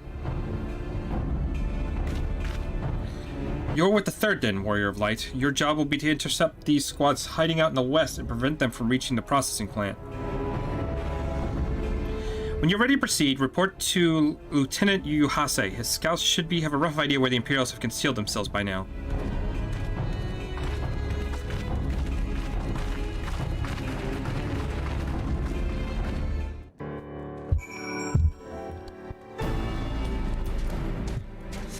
Alright, let's go link up with Yuhase real quick.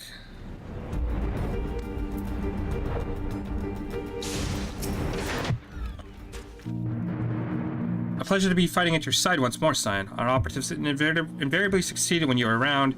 Our victories are wont to pave the road to greater coin. Now this detached force we've been sent to eliminate has split into smaller squads, the better to conceal themselves within the terrain hereabouts. Imagine?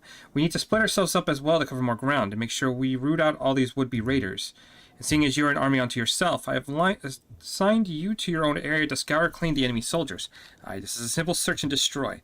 We'll rendezvous back here when the task is done. Happy hunting, Scion.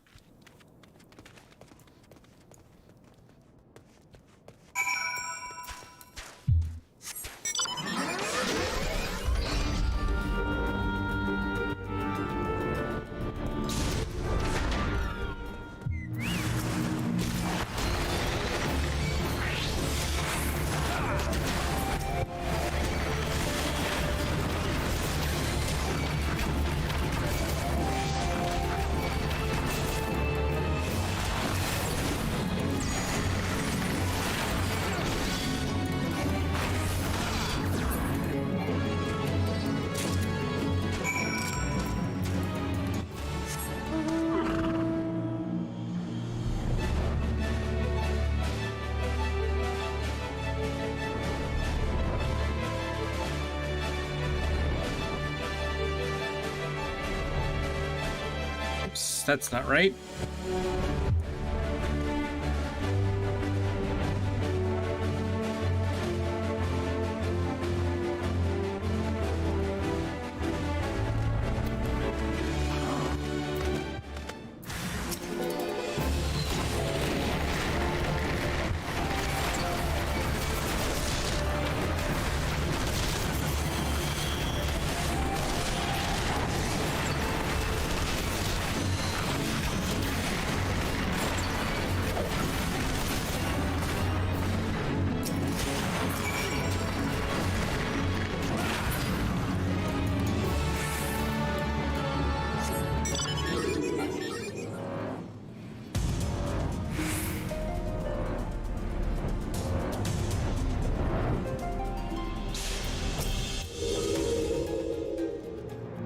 You seem grim, Scion. I take it to mean that between us, more than a few Garleans won't be making it back to Castium. These Imperials, though, they certainly made us earn our pay. Be a happy man if I never had to tussle with another one of these magitek horrors. It's time we bid this war-torn line farewell. I'll contact the 4th and let Lieutenant Elion know that the west is now clear. I would appreciate it if you do the same when you report to Lieutenant Edelstein.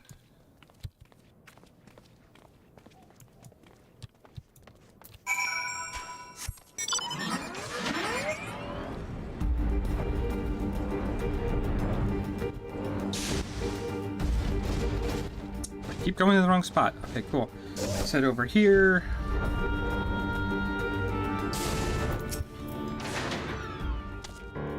Lieutenant Hart, what news with the Garleans? Their raiding parties are no more then. Excellent. The Amalgina engineers have been most relieved to hear that the plant is no longer in any immediate danger. Thank you again for your assistance. You must be anxious for a word for your fellows. Lieutenant Elion has reported a sound victory over the main column and informs me that the Scions have turned their attentions to other duties. All but one, that is. The Rogadin lady with the larger axe. 'Twould appear she has chosen to remain at the site of the battle. I know not what task keeps her from returning to civilization, but Northern Danelin is no place to wander alone, even for a capable sort such as her. I would certainly feel better about things if you check on her before you continue on your way.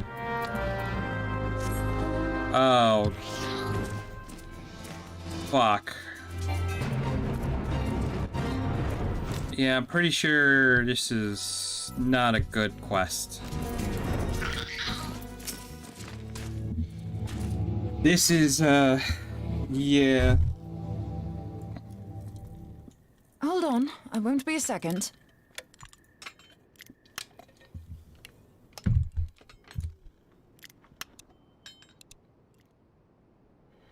The beast seemed peckish, so I gave it a taste of my axe. I know. As Urianger never tires of reminding me, an axe ill becometh the hand of a scholar. What can I say? I like axes. To hear my mother tell it, I came into this world holding one. And it's not as if it stopped me picking up a quill, is it? I often think of the man who introduced me to the joys of learning. He's one of the reasons I decided to come to Eorzea. Him and my excruciatingly stiff childhood friend. Considering how unalike we are, it's a wonder we ever got on. The world's a strange old place, isn't it? Aye, that ought to do it.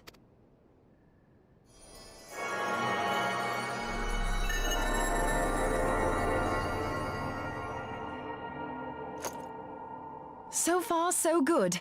At these concentrations, it shouldn't matter too much if something goes awry. Just enough ether to make it interesting. Did you see that? The way the crystal glowed? The siphon works, I'm happy to say. With a few refinements, it should satisfy our appetite for ether, which just leaves the small matter of forging our blade. I'm not sure how to go about it just yet, but I swear to find a way. I'll put a blade in your hands if it's the last thing I do. He senses me. A useful talent.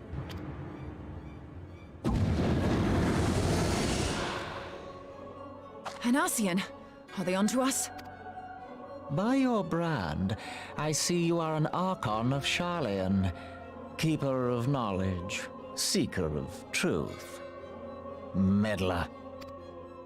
I don't know what the hell's you're saying, but I don't much like your tone. Your instincts serve you well. But come, be not unsettled on my account. That lovely brow was not made for frowns. But I waste my breath. Let me direct my words to one who understands them. We meet at last, warrior of light. I am Nabriales. And you have long been a thorn in my side. I suffered the overweening presence of La Habrea that men might host the power of gods, only for you to undo my hard work. Oh, bugger. Do settle down. You must concede that I acted in self-defense. But what's this? I do not sense the blessing of light. Oh dear. Could it be that frail Hydelin has forgotten her champion? This I did not foresee. Shorn of light as you are no longer a threat. And better yet, the seal is broken. Now is the time to claim the staff. With it in my grasp, I shall rise above them all and take my place at Lord Zodiac's right hand.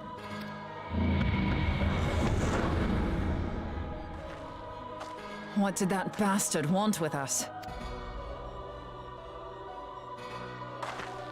Nobrialis, he calls himself. With charm like that, I'll bet he has maidens falling at his feet. Unconscious. But this staff, you say just talking about it had the bastard grinning like a brat on his name day. Must be quite a staff. Oh, gods. He means Tupsimati, Master Louis Soir's staff. Minfilia's in danger. We have to get back to the Rising Stones.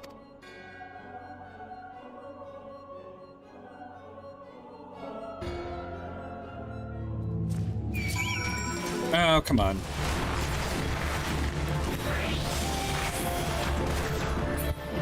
I got Asians to fight. I've got time for flying eyeballs. Okay, so we need to go Rising Stones, Mardona.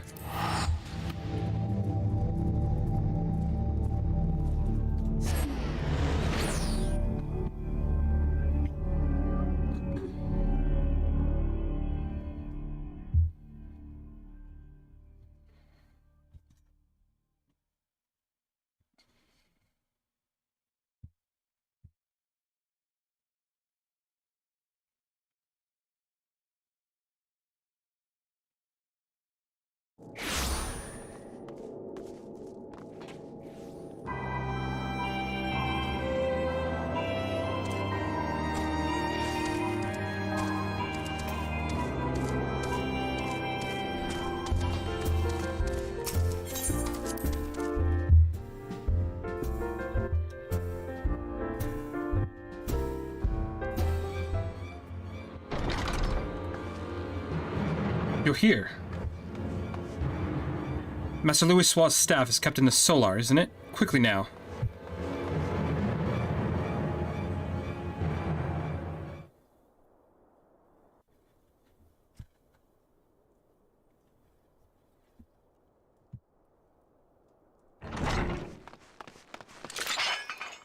You two!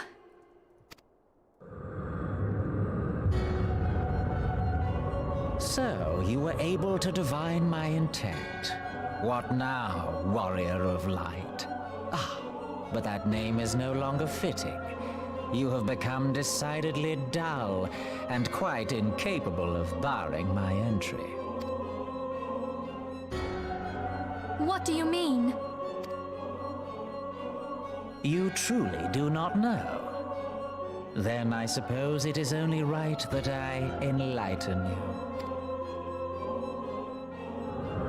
The blessing of light kept you and your fellow meddlers safe. It was that which prevented my kind from entering your domain. My kind, I say, though it had no power over the likes of Elidibus and La Habrea. Being of this world, they could come and go as they please, while I could only look on. But I need look no longer. Now that the seal is gone, I mean to act. Unlike the others, I am not given to waiting. I shall take that staff and bring about the next rejoining. Rejoining? Then it was your doing. The Isle of Val, the scholars, all of it.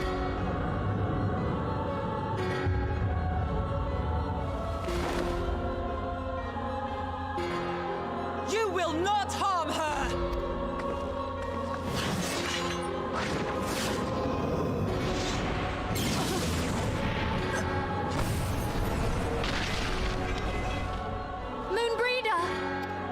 Why must you insist on forcing my hand? Did you learn nothing from our last meeting? Ah, but I forget. My words fall upon deaf ears. The staff is but a broken relic, a memorial to the departed. What possible use could you have for it?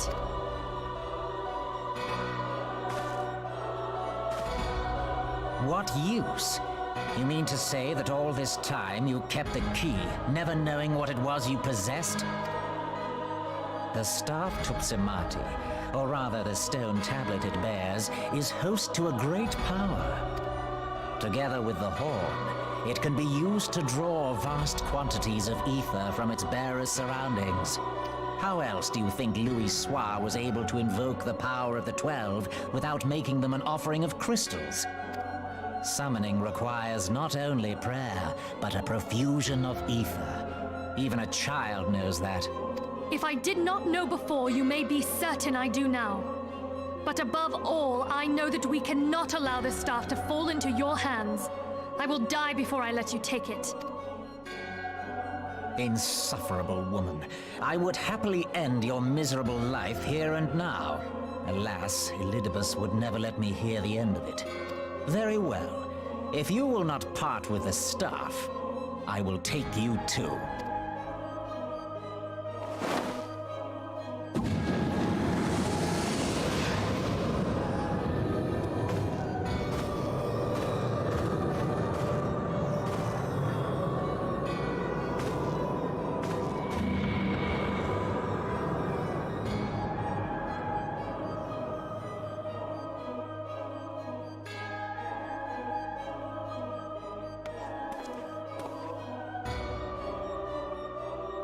After them! Quickly! Before the rift closes!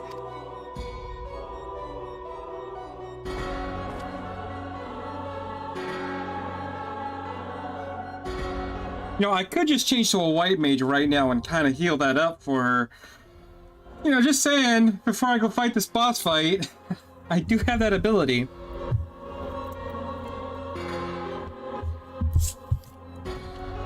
No? No? Okay.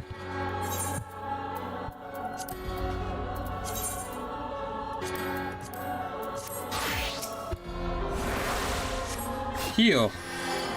No, heal her. Heal. Medica. No? Well, I tried.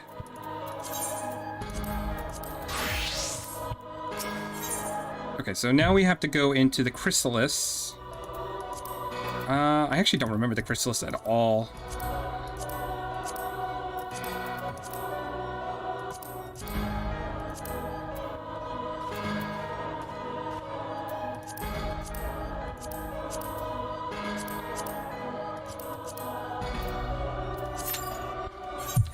Alright, while we're waiting on that, what else can we do? We do have the Ways of Thermitage that we can go do, so let's go knock that out. Oh.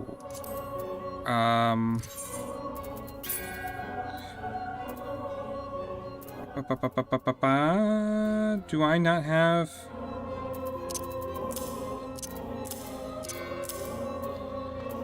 Oh, that's a problem.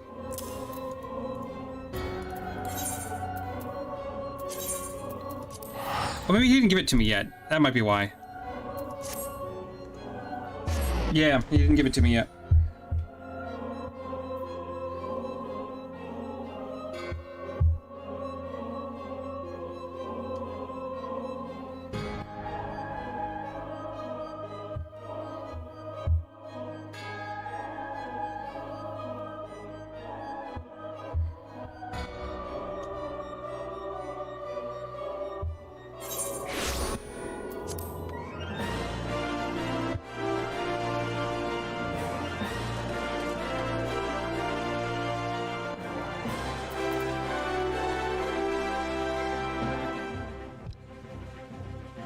It's a little funny. It's just like, oh, there's some pending threat, kidnapped our friend. Gotta sit here and wait 20 minutes for the queue to pop up.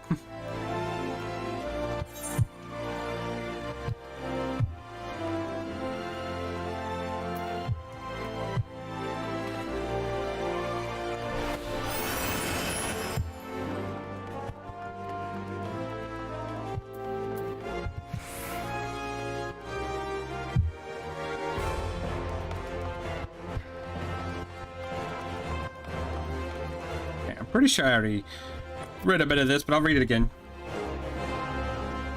No reason not to.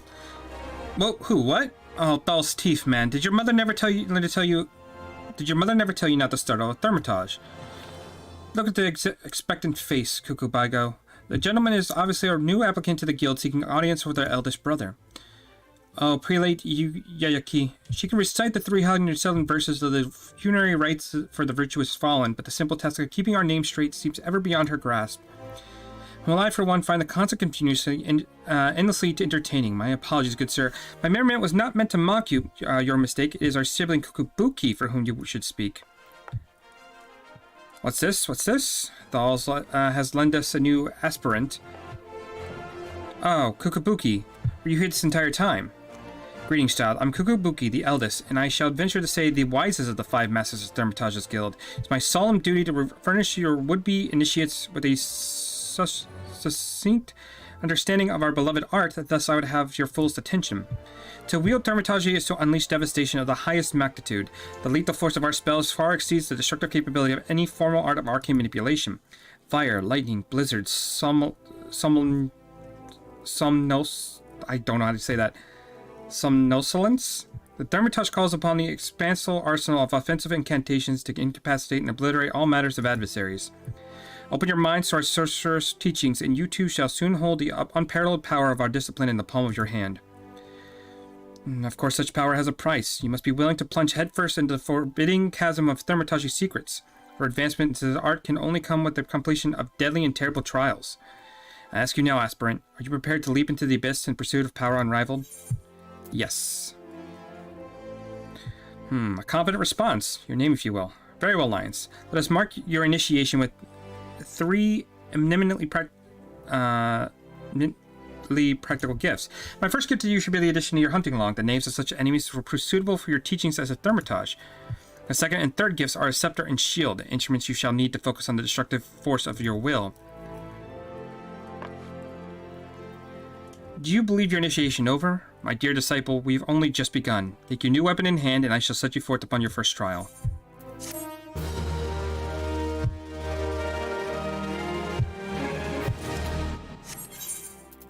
Okay. Now we can do that. And then now we just go where... There it is.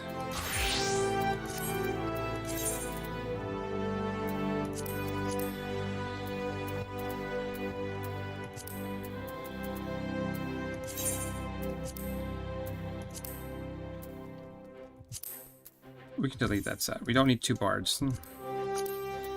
There we are. And then we also need to do this. Can go down there. The scepter well complements the avid desire for destructive power written upon your features. Now to complete your initiation with a trial to test the limits of your aptitude for channeling Thermitage. Huge hornets, star mammoths, and snapping sinews inhabit the land in abundance. Exercise your sorceress might and say 3 of each of these creatures before returning to my side. Okay, so what we have, we can get this out of the way. This can go over here, that can be there. And we start off with Blizzard, which just gives us ice magic of 180 and grants us Umbral Ice, which removes Astral Fire. So first things first, we're gonna go to here.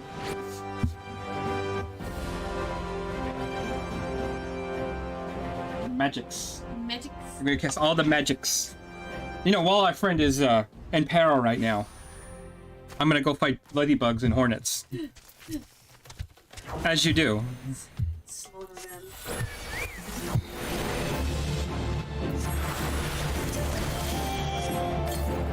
Oh, interesting. I never noticed this before. Is that something recently added?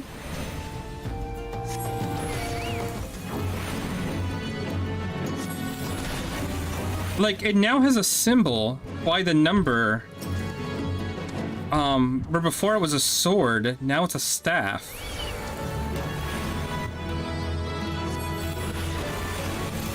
Interesting. Okay, Astral Fire and Umbral Ice are special status effects which allow Thermitages to constantly deal devastating amounts of damage while conserving their MP reserves. Casting one of the fire spells gives the Thermitage the effect of Astral Fire, which increases the potency of MP cost of further fire spells. At the same time, it lowers the potency and MP cost of Blizzard spells, but prevents the natural and spell-assisted gradual At the same time, it lowers the potency and MP of Blizzard spells, but prevents the natural or spell-assisted gradual restoration of MP. Conversely, casting a Blizzard spell gives the Thermitage the effects of Umbral Ice, which decreases the MP cost of Ice spells while increasing the speed at which mana naturally recovers. At the same time, it also lowers the potency and MP of cost of Fire spells. As the Thermitage progresses in levels, the number of Umbral Ice and Astral Fire effects, which can be stacked at any one time, increases. The larger stack, the more powerful the effect. Learning to switch between Fire and Ice is key to successful and extended battles. Okay. Got it.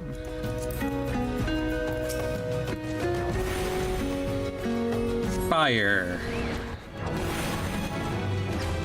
Fire.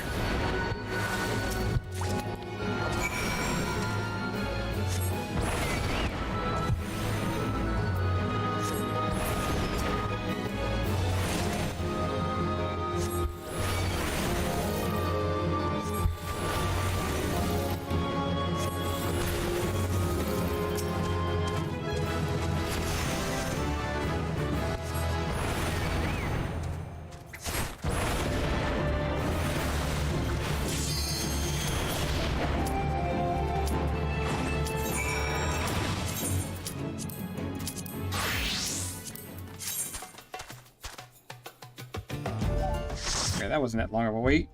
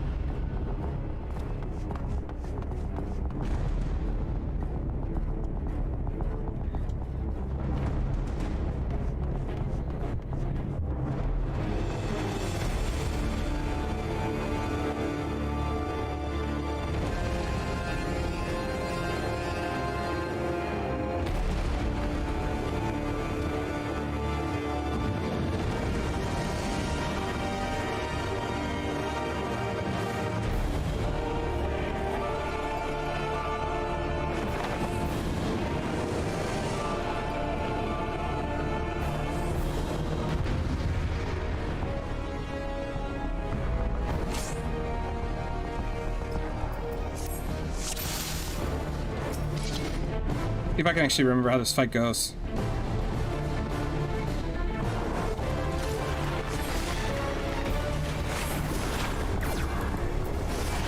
Let's start with army.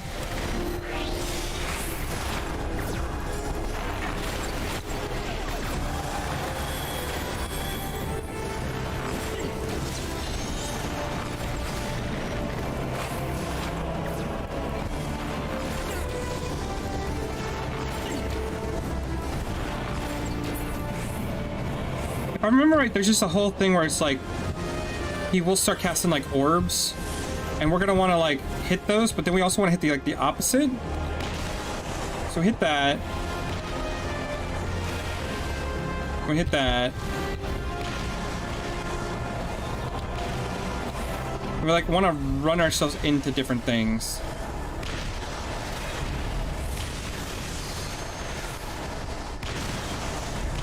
Oh, shit. Fuck. I don't know what happened there.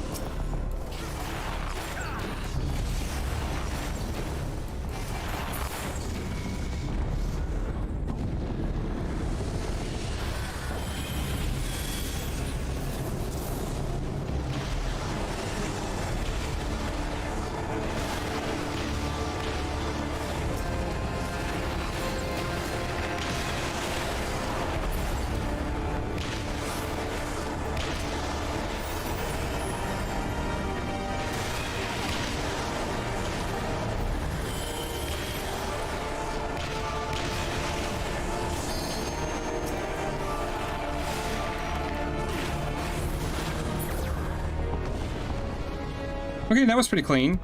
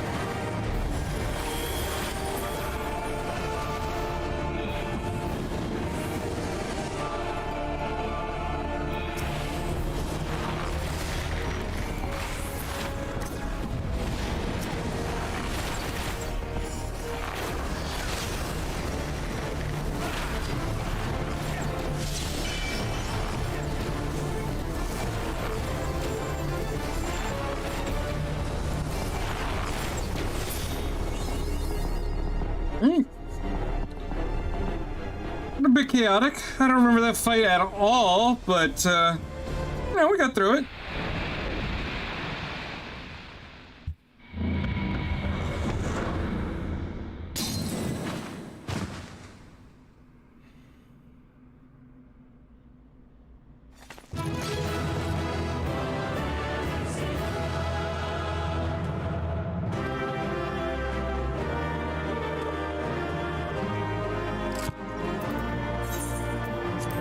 Yep, well, I really only have one person to give the commend to, so might as well just... There you go.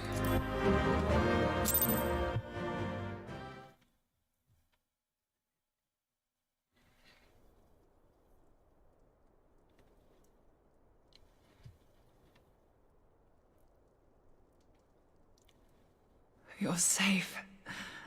Thank the 12.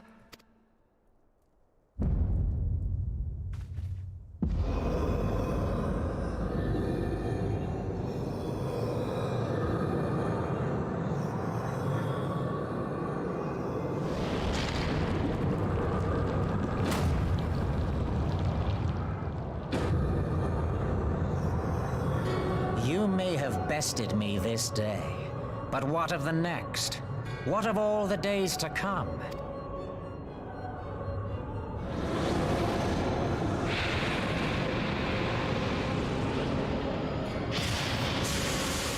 Remember, light no longer holds sway here. I may return whensoever I wish, again and again and again. Eventually, you will falter, and the staff will be mine. Until next time, Scions.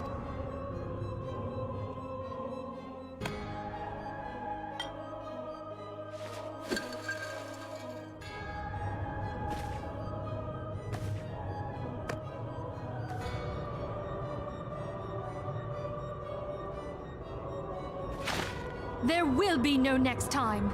This is the end. Okay, one second. What is going on?